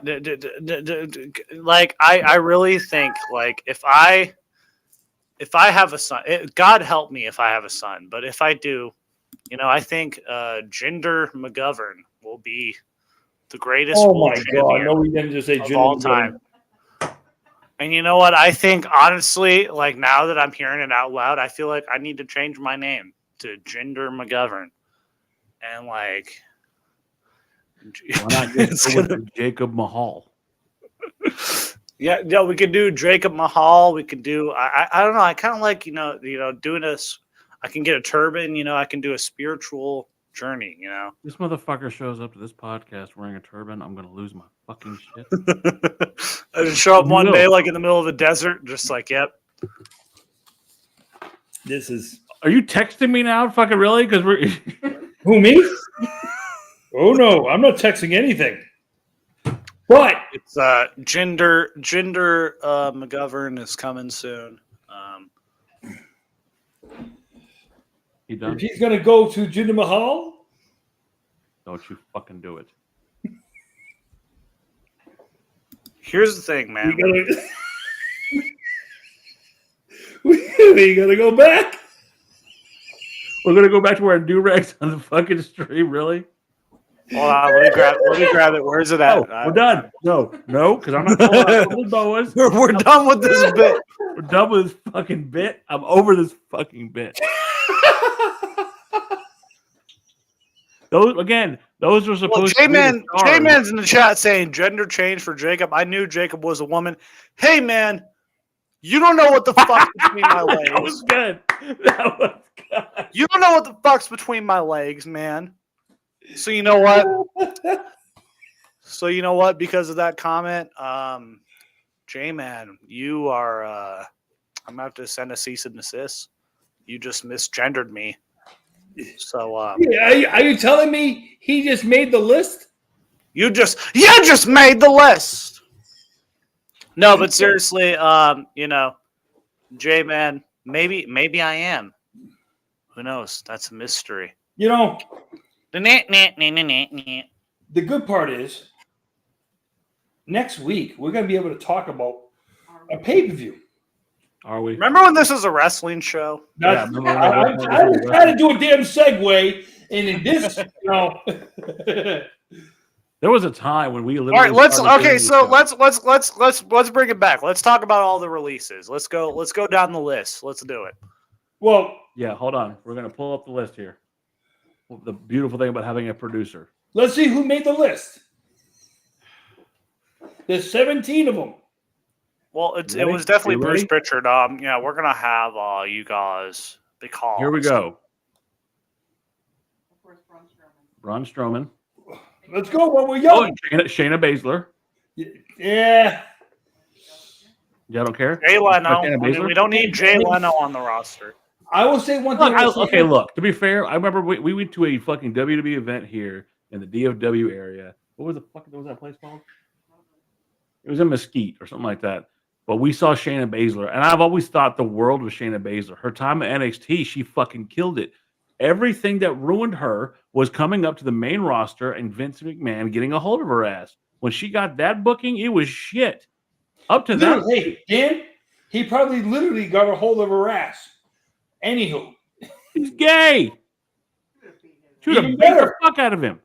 what I'm saying is, okay, when it comes to her, I'm pretty positive Shayna was bi though. Like I've heard a lot of stories that Shayna was bi. I don't give a fuck what she was, to be honest with you. I don't give a shit either. But like she looks like fucking was gonna Jay say Leno. So like, Dude, when it comes to are you her- there to watch her fucking ass or are you there to watch her wrestle? no. When it comes to both. Shayna- hey, when it comes to Shayna, I just think once the whole gimmick with Ronda Rousey was over, What game? It was shit. That whole thing. They fucking did her dirty there. She No, beat think about Ronda. they had her. had beat they Ronda not have Rousey. Ronda, if they didn't have Ronda, or as Gerard say, Ronda in the mix, like they wouldn't promote Shayna. Like they didn't do anything with Shayna. They had.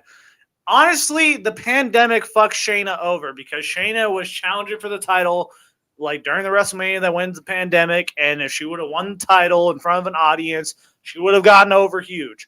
But she didn't win the title, and then Becky was pregnant, and then Asuka, oh, you're gonna be a mother? You're gonna be a mother? Oh my god, you're gonna be a mother? And I'm the champion. And then then Asuka became the champion. That ruined Asuka. And it ruined everything in that division for a good fucking year and a half when the pandemic happened. And then, see, again, Ronda, again, I'm sorry, Gerard, but Rowdy. I'm surprised you didn't call her Shayner. Listen, okay, being from the Northeast people, I'm Northeast people. You'd be glad I No, but here's the thing. You're more authentic than hold on, Mercedes. Jacob. Let him fucking finish. I'm complimenting him. He's more authentic than Mercedes Moné has ever been, claiming, "Oh, I'm from Boston, Boston this, Boston that." No, God damn it! Like, okay, I'm sorry. I'm kind of glad you bring. Hold her on, name who's up, next? though. I'm kind of glad you bring. Shayna her Baszler up. is upset. Hold on. You know what? You come in, you tell them because they don't listen to me. No. Okay. No one can offer what I have to offer. Reality. Let the galaxy burn. All I was gonna say is Mercedes Moné came out. If somebody came out saying that she has limited creative control, and I say bullshit. Hold on. I'm going to repeat what Shayna Baszler said on Twitter. Shayna tweeted, "No one can offer what I can offer. reality. Let the universe, or yet let the galaxy burn. She won't go to She won't go to AEW for one reason. She might, because she'll be her the most friend, honest woman on the roster. No, she's going to AEW. She'll be the what? Here's why. Most honest woman on the roster. She might go there for Marina Shafir. Yeah, no, and it's 100% because of Marina Shafir. Like, Marina Shafir tweeted out immediately a picture of Shayna Baszler. And honestly, if they add Shayna Baszler to this whole Death Riders bullshit, then it's immediately better. But like, they have a non-compete, and the fact that they're still having Jon Moxley as the AEW champion is fucking, in the words of what NF Punk would say, bollocks. I don't know if he's from, maybe I don't know if he's from that part. He might not say bollocks. Maybe that was racist. I don't know what that was. Do you think they purposely waited this long to do it? Was it racist? So they can't be at All In? Who gives a fuck about All In? I might get tickets. Who cares about All In, dude? Well, I'm just asking you. You so really think? Hold on. Now you really fucking just lost it. You've lost the plot on this one. Do you really think WWE gives two shits about a fucking Texas-based fucking pay-per-view? They're gonna have Hangman. No one's gonna in the main go. event of this. I'm gonna be sitting in my own section probably by myself because our man might hook me up. You think WWE gives a shit? They're not gonna fill fucking the Rangers Stadium. Listen, with your size, you might take up the whole section of TV. That's why I'm gonna get fucking seated because. Hey, Huckster, how you doing? Good. My fucking phone died. My bad. That's the type of program we run, fucking Nigel. So this is what it is. But what I'm saying, we're going off about how Dan can't fit into seats at All In. What I'm saying is, do you? People don't. Some people don't think that they pay attention to stuff like that. I think everybody pays attention to everybody else. See what everybody else is doing and stuff like that. Great, but I don't think WWE, with the fucking juggernaut they have behind it, as far as the money they have they just did what they did in Vegas. There was a piss poor show comparatively to everything else. Hold on, Jacob. Hold the fuck on. They did a show in Vegas. They fucking made hand over fist. You think they give a fuck about some rinky-dink program that's going to go on in Ranger Stadium? Yes. Okay. I'm sorry, hold on, Jacob. I'm sorry, Dan. Hold on. Gerard, the floor is yours. Convince me. I'm the guy with the sign out on a fucking picket fence going, prove me wrong. Go ahead. Why do they care? What kind of shows are they doing in Texas around that time? Why do they care? Okay. Because Texas is a large audience for WWE. Why do they care?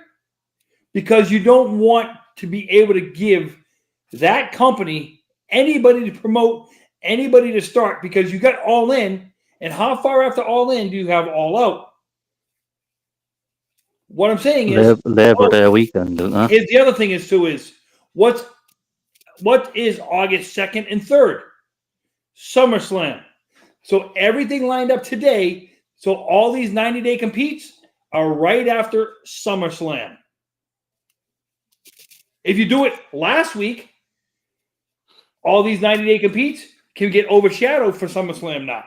Now you just wait until after your biggest party of the summer for any of these non-competes now to jump ship. Who gives a fuck about All Out, All In?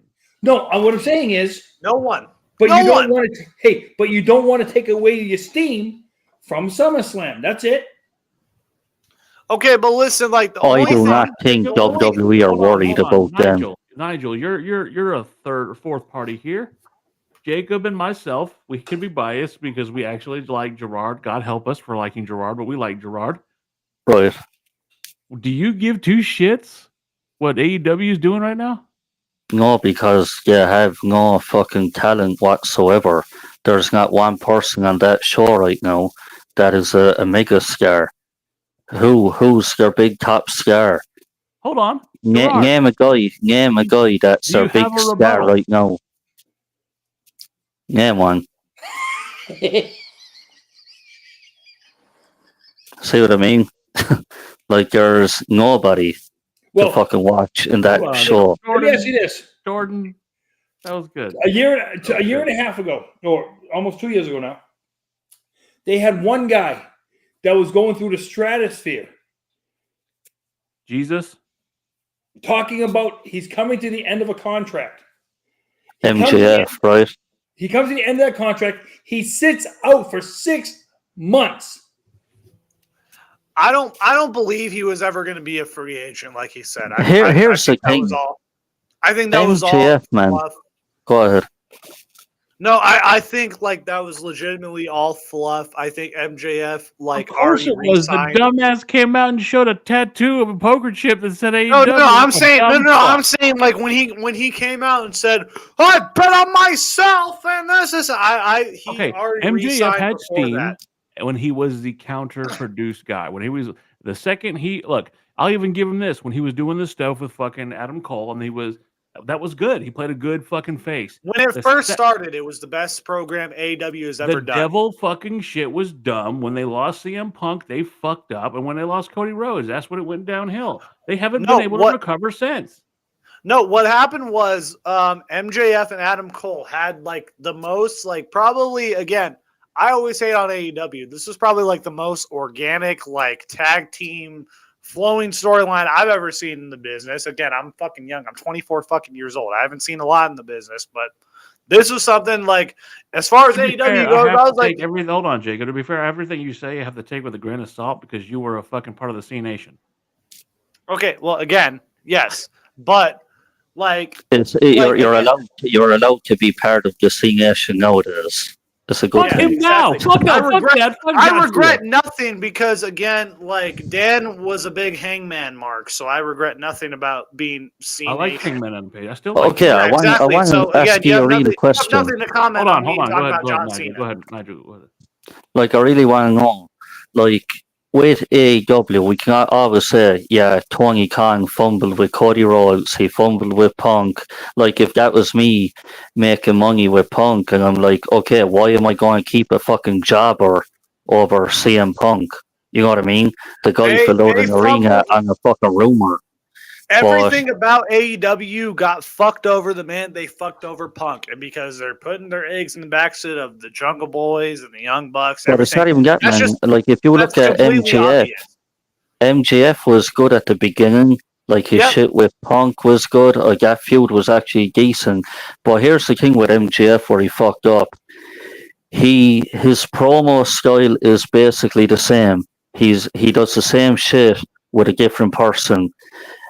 He will put him through a fucking thing. Oh, you gotta beat this guy and this guy for the next like 5 weeks before you get to me.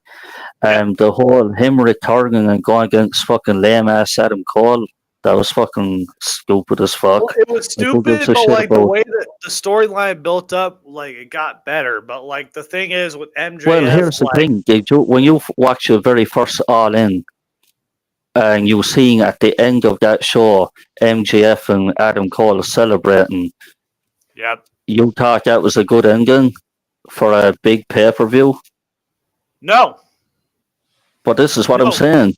Like, the whole crowd there responded to that. Like, it was a fucking because they're fucking marks, man. That's what it is. Here's the thing with that. Look at the way. I want to go back to something like way back when. And I think most of us, I don't know about Gerard, are familiar with the history of TNA, right? Everybody's here pretty much. Yeah.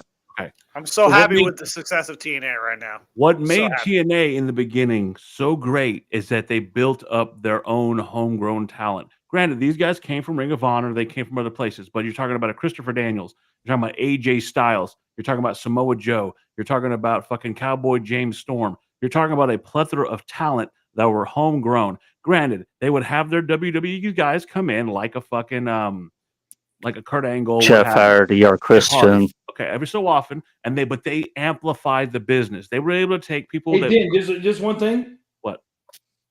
I didn't watch a lot of TNA, but Beer Money, dude, I watched Beer Money. Amazing, right? You took someone like Robert Roode, who was down here, and made him up here. You had the right guys that came in, like the Dudley Boys, like a Kurt Angle, like a Sting, like a Christian, and they did nothing but elevate that business. It wasn't until someone like a Bischoff and a Hogan came in because they saw dollar signs and Dixie Carter fucking pissed away what she had, in my opinion, and many other people would agree with that. AEW had the same fucking vibe. My biggest issue, take Punk, take fucking Cody out of the equation, okay? Take all that out of the equation. Fuck, take the Young Bucks out of the equation. I would leave Hangman a bit. And that's not because I'm a mark for Hangman. I personally just like Hangman. I just want to know, what do you find appealing from him? You know what? I want something to say. Obviously. I want you guys to do one thing. Do me one favor. Hold on one second. AEW didn't always suck. The moment they lost Cody Rhodes and CM Punk to WWE and allowed the Young Bucks to do whatever they want and screw whomever, that's when it started to suck. Here's the key to that. And I want you guys to remember this. Cody Rhodes he was the glue that didn't allow the Young Bucks to get into that position. Here's the thing. The Young Bucks probably started going behind his back. I agree with that. No, I agree with that. But they started going behind his back to Tony Khan and said, we can do this, and this, and this, and wait till you see what we go. Allah. Okay? In WCW, when the boys started being their own creative, Vince Russo says it all the time. I inherited a culture of all these guys having creative control, and no matter what I wrote, they would bounce off me and say, nope, we're not going to do it. Doesn't work for me, brother. In AEW right now, you have the same exact thing to where you have these street knuckleheads, the two Young Bucks and Chris Jericho, who, if it's not about them, they would, you have a billionaire's son spending his daddy's money. Yeah, and I agree with you that. But before I lose my train of thought, I want to say this. Okay, I really want to. And yes, the Motor City Machine Guns cable, but what I like about Hangman is, like, I love the matches that he had with Swerve until they got grotesquely violent. Like putting a syringe in somebody's mouth is ridiculous. I like that when he set fucking. I love the storyline where he set the motherfucker's house on fire in storyline. I thought that was good. There was something. Did we not see that before with Randy Orton and fucking The Fiend? No, but okay, so that's completely different. You look at a fucking, you're burning up an old lady's house, this mystical house that gave Bray Wyatt powers. It just felt different to me. And I don't know, maybe it's because I'm a fucking guy from Texas, and you're talking about starting AEW. So, but what I'm saying is, okay, so I like that. I liked Hangman. But what I was getting to as far as AEW, they started out with something different. You were bringing in guys, and you had legitimately, you watched someone like, for instance, Powerhouse Hobbs, who has, in my opinion, money written all over him. Okay, that guy should have been a world champion or some sort of champion. Okay, you got someone like Swerve Strickland, who is nobody can, in my opinion, right now, and I'll die on this fucking hill. Touches Swerve Strickland in the ring, touches Swerve Strickland on the mic. He just is, to me, he's the next in the ring, maybe, but on the mic, I don't know. I like Swerve Strickland, but that's a personal opinion. I feel like he's the shit. You have someone like Shelton Benjamin who's kind of getting what they deserve. They should have gotten years ago. Bob Lashley looks great. When MJF first started, was looking great. I was never the biggest Sammy Guevara fan, but he was talented in the ring. He was great for being a mid-carder for me. They had this something like TNA had years ago, and it's like, oh my God, money behind it. This is a big deal. They're on fucking TNT. They're on TBS. What have you? I can't fucking hear you, Gerard. And what did they do when on your first show? But that's what I'm saying. They brought in a guy with no legs into a battle royale. Well, and here's the thing with Samoa Joe: the fact that they have Joe feuding against Moxley, and it really yes, Dark Horse, which you just fucking said. They dropped. First of all, I hate the name Wardlow. That is probably the dumbest name I've ever heard. Well, that's his actual name. They're not going to do anything with him besides that. I'm sorry that you have that name. Then I don't mean to be a dick. Listen, they fucked that up too. They had something with Wardlow, and I'm not a fan of Wardlow, but I can acknowledge the fact that. Hold on. I'm not a fan of Wardlow, but I can acknowledge the fact that he was out there getting a pop. Like fucking Archer Archer was out there with Jake the Snake. That was an awesome build for what? For him to fucking constantly lose. And now Archer's fucked again because, again, like Brian Cage is injured. Again, I don't know why. You have a guy like Brian Cage and you're fucking dude. Brian Cage is gonna fucking pop. If you stick a toothpick to Brian Cage, he's gonna pop. Brian Cage is the most roided out wrestler I've ever seen in my whole life. Like, if you just Nigel, look at who this was the guy that fucking came? He was a Olympic boxer. Talking about Brian Cage? No, fuck no. In AEW? In AEW. They call Dude, him the Brian Governor. Cage, Governor. like, I'm just saying, we're going to talk about Brian Oh, Cage. you're on about Anthony Ogogo, right? Anthony Ogogo, what a guy. Yeah. He had great physique, had a great look. Just wasted that shit when he lost to Cody. But dude, his promos were kind of ass. Again, this is the stuff that WWE has over them. They had No, like, listen, can I just reiterate at one point? Jake the Snake Roberts on life support to fucking have him be the manager for Lance Archer. You have Jake the Snake Roberts out there fucking with his oxygen mask. You will not I just want to reiterate one thing. Go ahead, so a while ago, I mentioned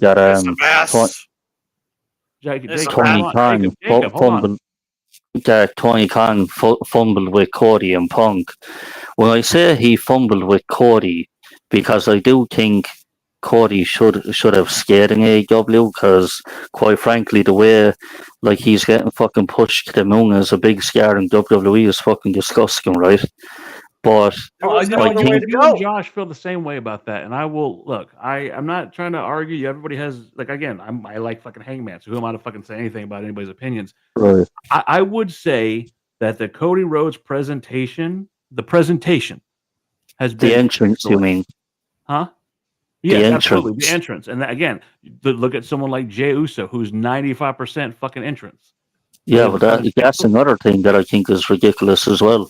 They've done a good job as a presentation because when kids see him come out all shiny with his fucking ring jacket and the whatever, he's the Samoan John Cena that they've always wanted. Like Not they try him, to promote Roman Reigns. They try to promote Roman Reigns. Fuck that. I'm talking John about Cena. Cody. I'm talking about like look, I know that Josh and you feel that Cody is a mid-carder, and in the ring he has, but I also think it has to do with with the presentation. Like, listen, this whole era of WWE started with Cody jumping ship, doing the fucking thing, like coming up out of the fucking tunnel. Wait, well, hold on. Do you think, Jacob, do you think that fucking Cody Rhodes is the main eventer?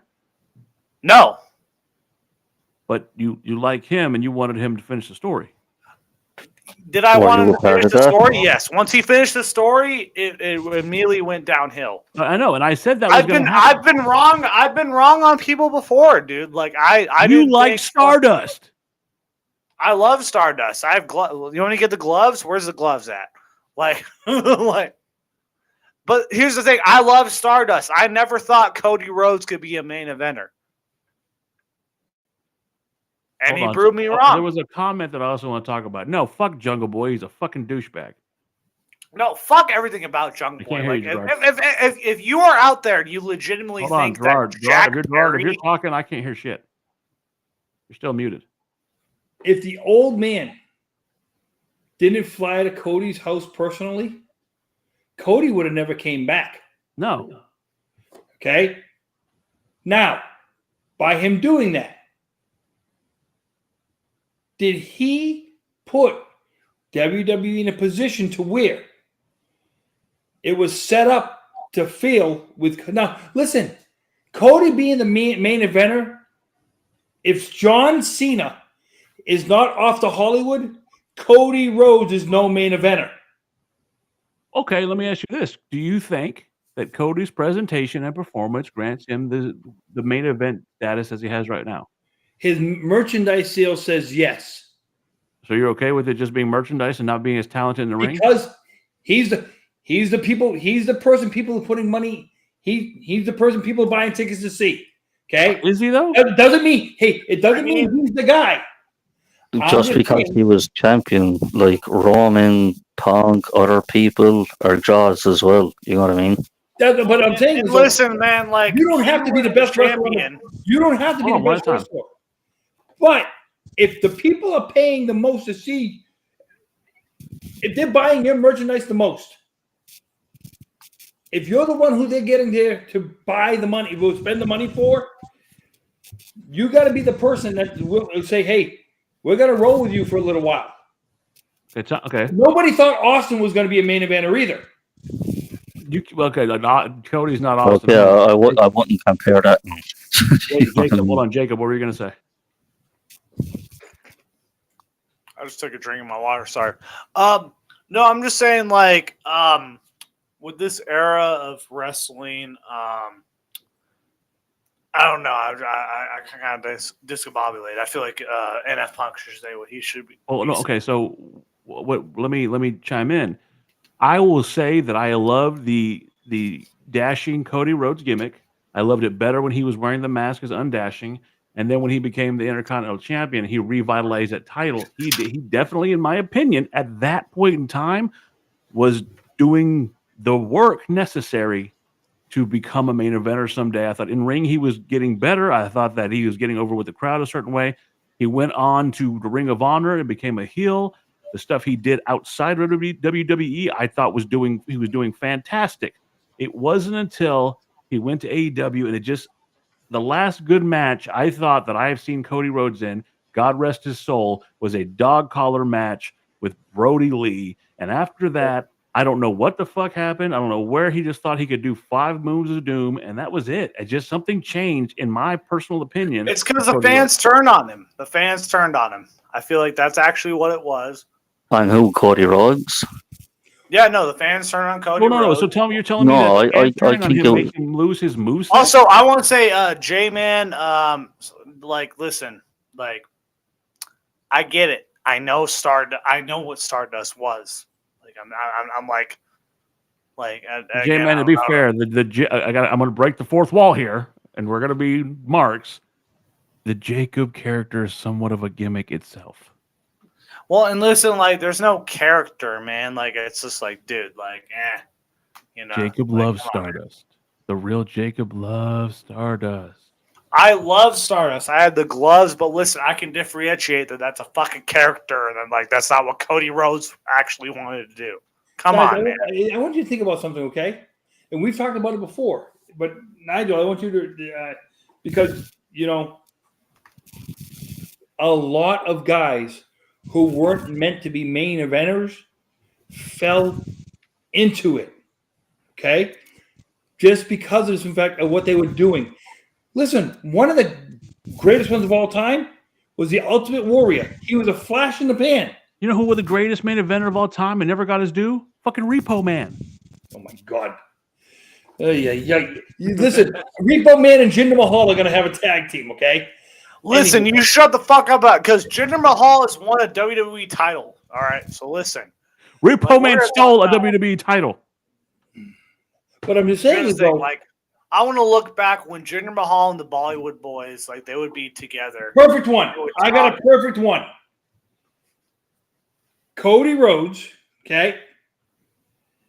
First of all, tell me anything that John Cena said about Cody Rhodes that wasn't true. Everything you said was true. Everything he said was true, okay? Yeah. That's why they turned on him. Here's the thing. I'll give you the person that Cody Rhodes can remind me of where the fans are going to turn on him. This guy, though, knew how to get back at the fans. Surfer Sting? Piper. Well, Piper was always a heel at heart, really. Yeah, there's no way. Like, even when he was a fucking baby face, he painted his fucking body black against Bad News Brown. Come on now. So, how many times you've heard this thing about Cody having the tattoo and stuff like that? We did not make Cubics cry, Sloppy. So, what I'm saying is, I'm seriously sloppy. All right, here's the thing, okay? With Cody's whole return to WWE, he leached off the Bloodline story for like 3/4 of it. When he finally finished the story, name one memorable thing he did with the title. Again, the only thing that, I would disagree about that a little bit, only because the stuff he did with Kevin, that match, granted, it may have fucking... Well, yeah, one match at the Royal Rumble. We've argued this. I think that Cody's title run has been shit. It's been completely done wrong. What matches did he have? He fucking had one. Okay. This is matches we're all against agreeing, Solo. yet we're still arguing. That's the thing y'all are getting. We're all fucking agreeing. Do I think that Cody Rhodes is a main eventer? No, not at all. Do I think that he had the potential when he left WWE and came back? What he did in Ring of Honor, I think the potential was there. What I think is something fucking happened. I don't know what happened in that dog collar match with Brody Lee. God rest his soul. But maybe he was right. Maybe it was the fans that fucking turned on him. And he couldn't handle it like someone like John Cena, who did it for 20 fucking years, who handled being the fucking pariah of wrestling. But Cody, for some reason, got his fifis hurt and just couldn't fucking go turn against the fans. This is the thing that kills me. Because he's a crybaby bitch. I think if he could just tap in to that character that he had in the Indies that was wearing the Ring of Honor. He literally took the Ring of Honor belt and turned it into a fucking ring and walked around as wrestling's worst nightmare, smoking the cigar and being that villain. So what you're saying, Dan, is, okay, when it comes to Cody Rhodes, if you give me some smart-ass fucking quote. Crybabies, as The Rock called the Cody Crybabies, were right. I think The Rock was right. I think Cody's a whiny bitch. I think I don't know Cody Rhodes. And even now, like the whole shit, like you see, like a shady backstage politics where he knew Rock was going to be facing Roman at 40, right? What did he do when he won the Rumble?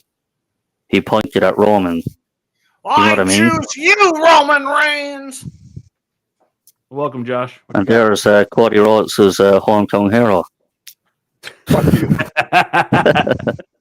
Well, exactly like. Hold on. Josh, go ahead. I'm eating, but I just wanted to say fuck you to Nigel for saying that.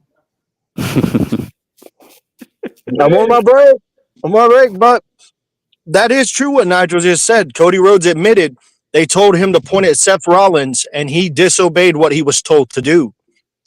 Basically, all the complaining about Rock sabotaging Cody was actually the opposite. Cody sabotaged Rock and admitted it. And then you saw the promo on SmackDown with the pouty boo-boo face. Like, if we're talking professional, that was very unprofessional of Cody Rhodes to do that shit on national television. Come on, you kidding me?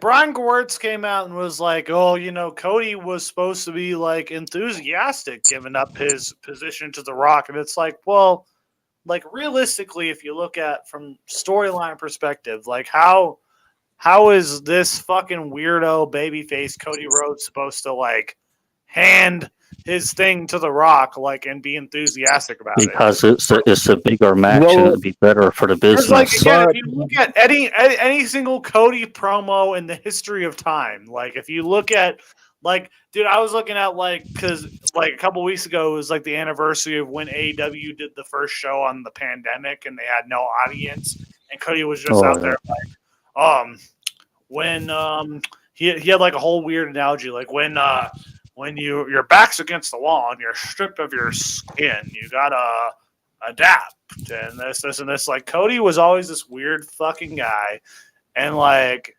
it really is like, I feel like with Cody, I don't know, man. Am I wrong with this now? I mean, that's like saying Rocky Maivia was super, cookie cutter. You got to fucking change if you're going to be the main event. You got to adapt to be a main eventer. You got to adapt to be the guy. If you can't do it, you're not that guy.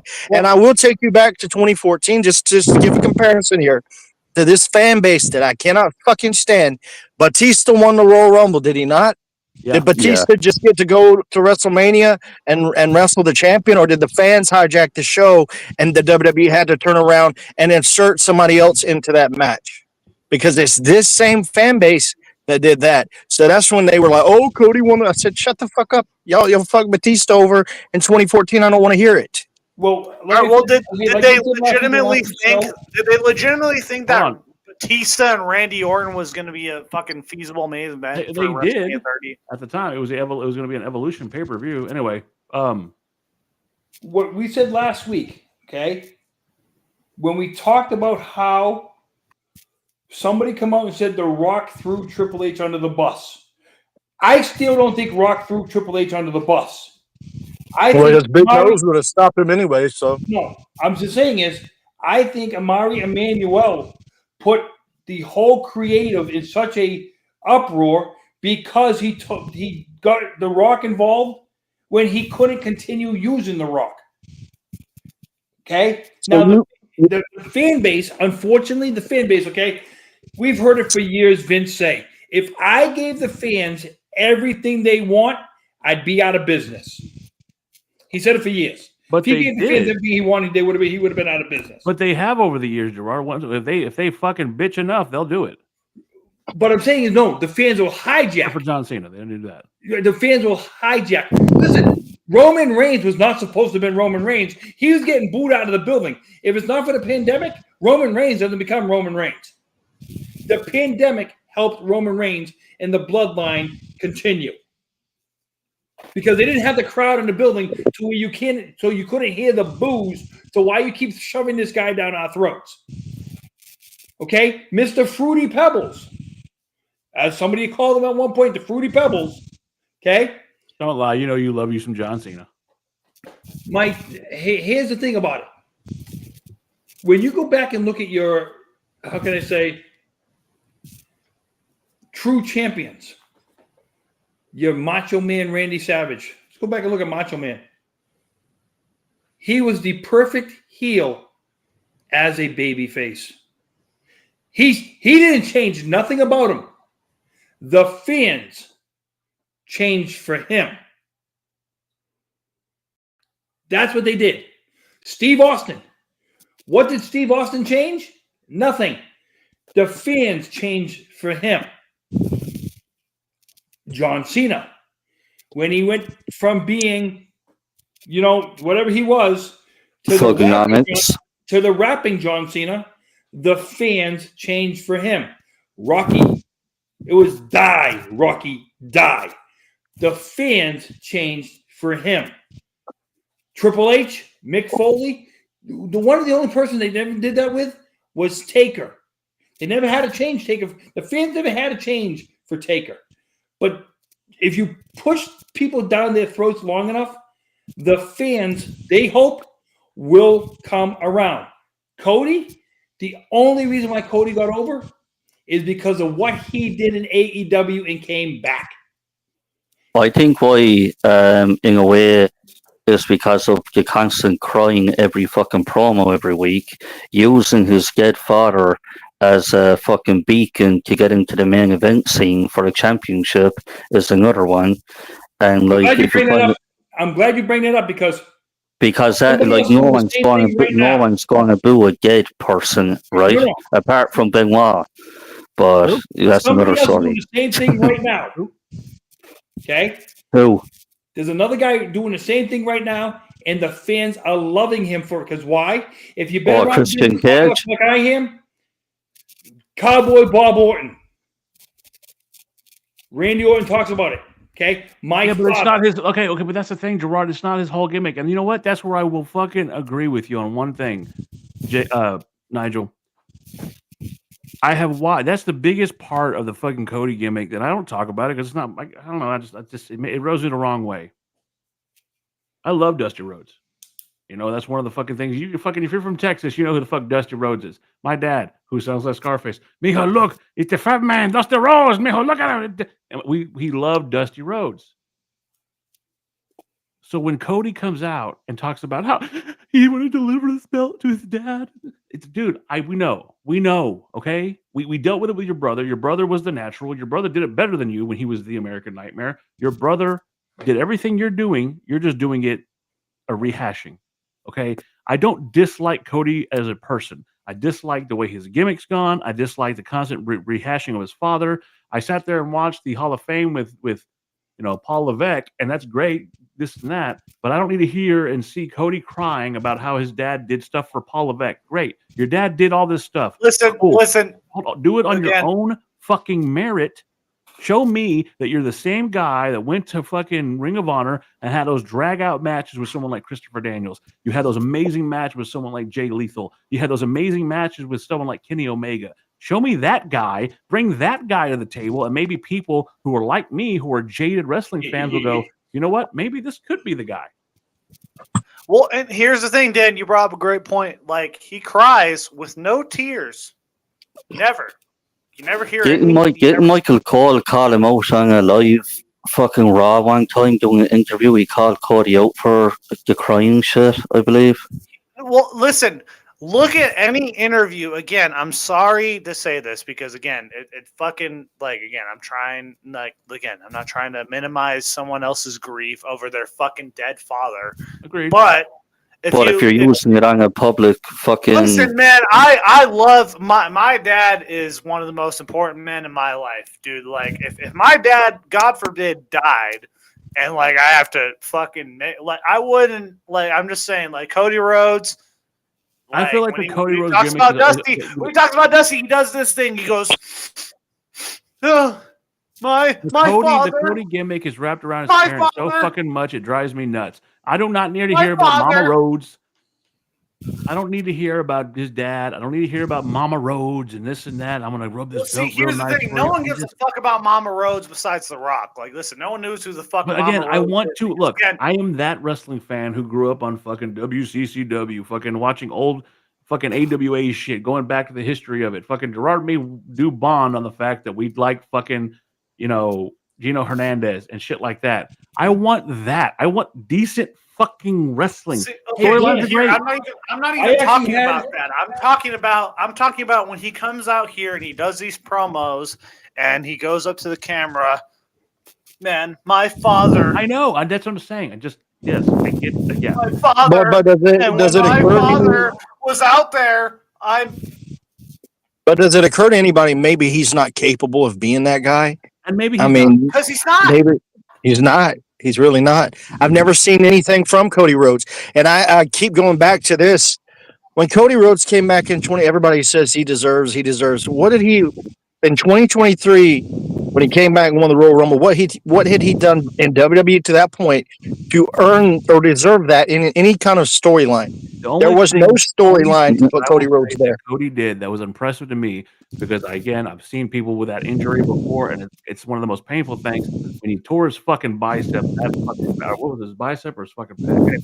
Torn pec. Yeah, he torn his pec. Here's a question for you guys. Shoot.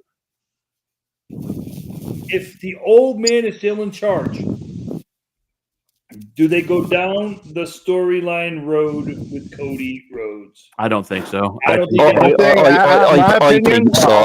so. Whose microphone is that? Time out. Josh, go.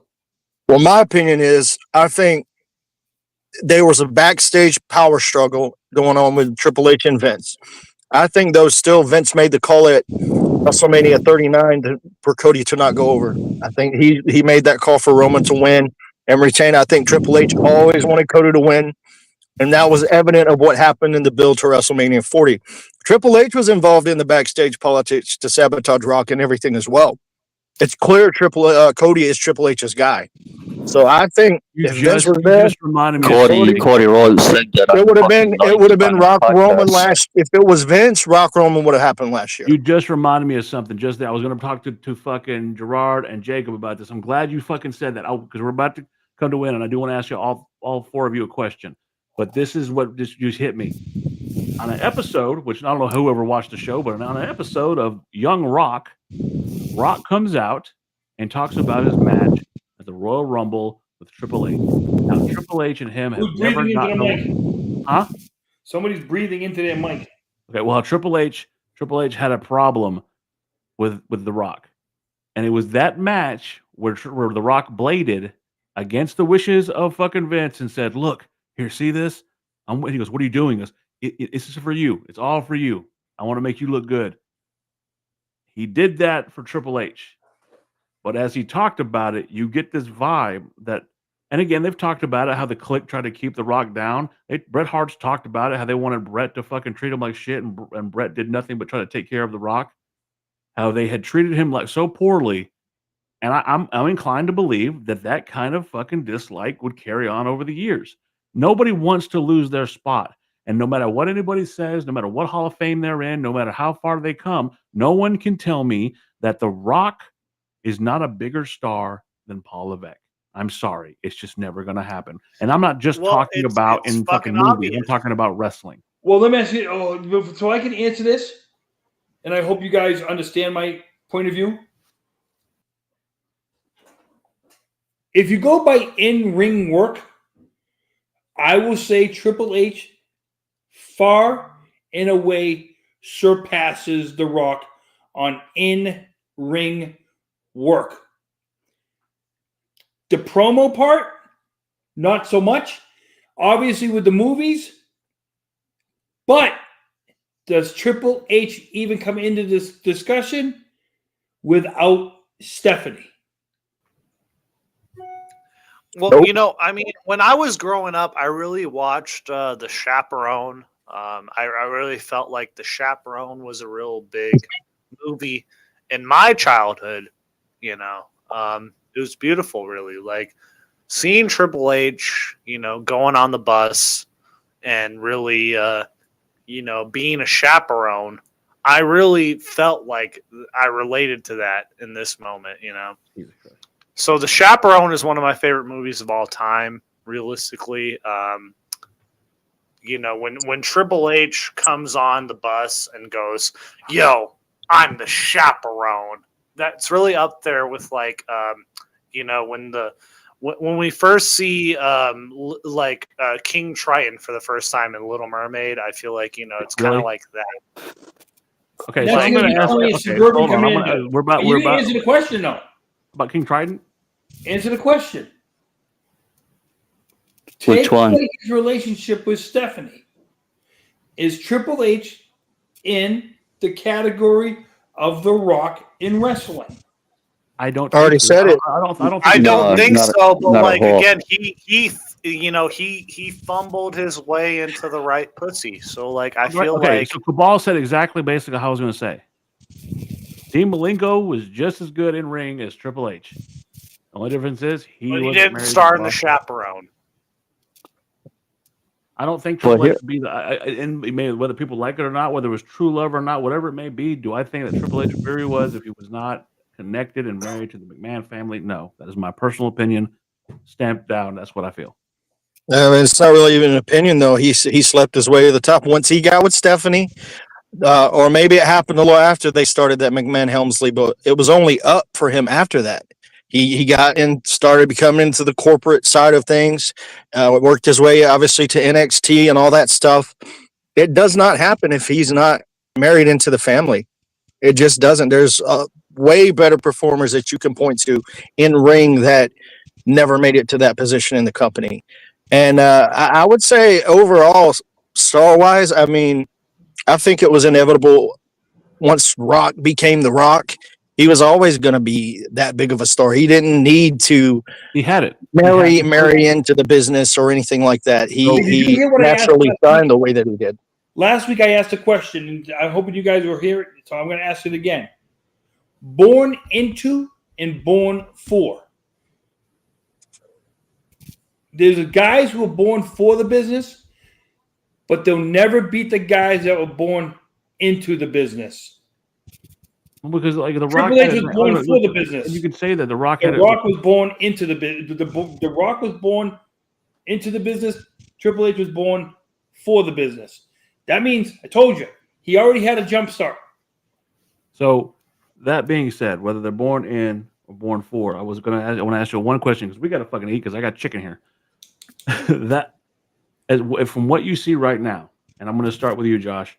From what you see right now in the talent pool, NXT, AEW, fucking MLW, whatever you're seeing right now, who do you think is going to be the guy or the girl that's going to lead wrestling itself right now? I think the two guys are Braun Breaker and Jacob Fatu. They're on the main roster. I know. I don't really follow NXT, but I think those two guys are a WrestleMania headliner in the next couple of years, probably. Absolutely, yeah. Who's the baby face? I don't know. I mean, I could see Jacob Fatu being the baby face. Honestly, he's Jacob starting to win the Fatu should crowd. be He is so fucking charismatic. All right, Nigel, what do you got? Yeah, I would have gone with Braun Breaker, You think that's Jacob Fatu, and yeah, like I don't really watch NXT or anything like that. There's nobody like else out there really, is there? Like nobody stands out apart from those two. I mean, he's older, but I think LA Knight might have something there still. I mean, people are still fucking behind him. I don't know. I mean, I'm with you on the Braun and the fucking Jacob stuff. Ugh. They're head and shoulders above the rest. Jacob, what do you got? Are you talking like future of the business right now? I'm talking the next couple WrestleManias. So if we went from the fucking Hogan era to the Steve Austin era to the Cena era, we're going to who's going to in the Rome. I mean, right now, I mean, it's already been said. I mean, Braun Breaker versus Jacob Fatu is obviously a main event. I mean, like especially like a couple. I'm going to say WrestleMania 43. That's probably going to be for one of the world titles, Jacob Fatu versus Braun Breaker. But as far as baby faces and heels go, I mean, you really have something. You really have something special with Jacob Fatu. If you really want to tell that story with him as a baby face, you really have something special with like his prison outbreak, like everything about his backstory is legitimate. So, like, if they really want to tell that story, they can. Like, they just had a recent interview with Stephanie McMahon and the entire bloodline, including Sami Zayn and Paul Heyman, and like the way like this camaraderie is, like you could tell, like even with Tonga Loa, who's the worst member of the fucking bloodline, and Tama Tonga, like you have these guys, they're involved in the mix, and like I think they really have something special on their hands with Braun Breaker and Jacob Fatu, because again, like it's a very like thing like on the horizon. Like we really have Gerard. Like even Tama Tonga, like Tama Tonga is a fucking special talent. Like, you know, he shouldn't just be like, he could carry that tag team because his brother's a fucking dud. I don't know what is wrong with Tonga Loa. Like, I don't know. Like he has fucking 2 left feet and 2 fucking left hands. Like, I don't know what the fuck's wrong with him. He botched his debut again. Like, I don't know. So again, those are your 2 right now. Yeah, so I'd say Jacob Fatu and I'd say Braun Breaker. But, you know, I'm going to throw something else. Like, we got these LFG talents showing up. I think Jasper Troy, if you don't know who this guy is, I think this guy's he's a beast. I think he's going to be on his way. So, Gerard, what do you got for me? The Bio Man from LFG. Yep, Drake Moreau. Sol Roca. That's one I was thinking of. Sol Ruca, absolutely. And I know, Josh, you don't watch a lot of NXT, but Sol Ruca, she's got a finisher called the Soul Snatcher. Oh, my God. And I want to snatch her soul. And I'm going to tell you why I say these things. Because you look at I look at athleticism and how they can get over. See, and you make a valid point, but before we go, I would like to bring one last name that no one in this room, not even my wife, has even brought up. Nobody has sat here and seen the physique, how he carries himself, his international appeal, like what he's doing for wrestling as a whole, and bringing a forgotten. He's going to say Joe Hendry. No, not even close. He looks better than Joe Hendry. He looks better than Roman. And again, his appeal internationally is just amazing. El Grande Americano is just doing great things, and all are talking about El Grande Americano. The next AAA champion. The next AAA champion, exactly. Grande. You know what? I wouldn't even fuck like Dark Horse. Dark Horse might be joking, but like honestly, that might be a thing real soon. No, I heard him talking about it on a podcast, and I'm like, you know what? The WWE may actually go with it. So. Yeah, I can see him doing that. They're pushing the new La Parca. He was blackballed by the Mysterio family for all these years. He came out, he put fucking Phoenix in his place and showed them what a real wrestler is all about. I'm waiting for my Grande Americano t-shirt. That being said, I am Dan. That is Gerard. That is Jacob. Josh, thank you for coming in last minute. Nigel, always a pleasure. Cabal, Cable, Matt, whatever you want to fucking go by this week, always happy to have you on as well. You guys have a wonderful night. Y'all stay back. We'll talk whenever this is over. Good night, everybody. All of you Marks have been listening to the Marks Podcast on YouTube. YouTube. Calling all the grappling fans, from body slams to high-flying plans. Join the chat, hear the scoops. Jump in quick, don't be a stoop. We're throwing down in every match with tales and fights that you can't catch. The Marks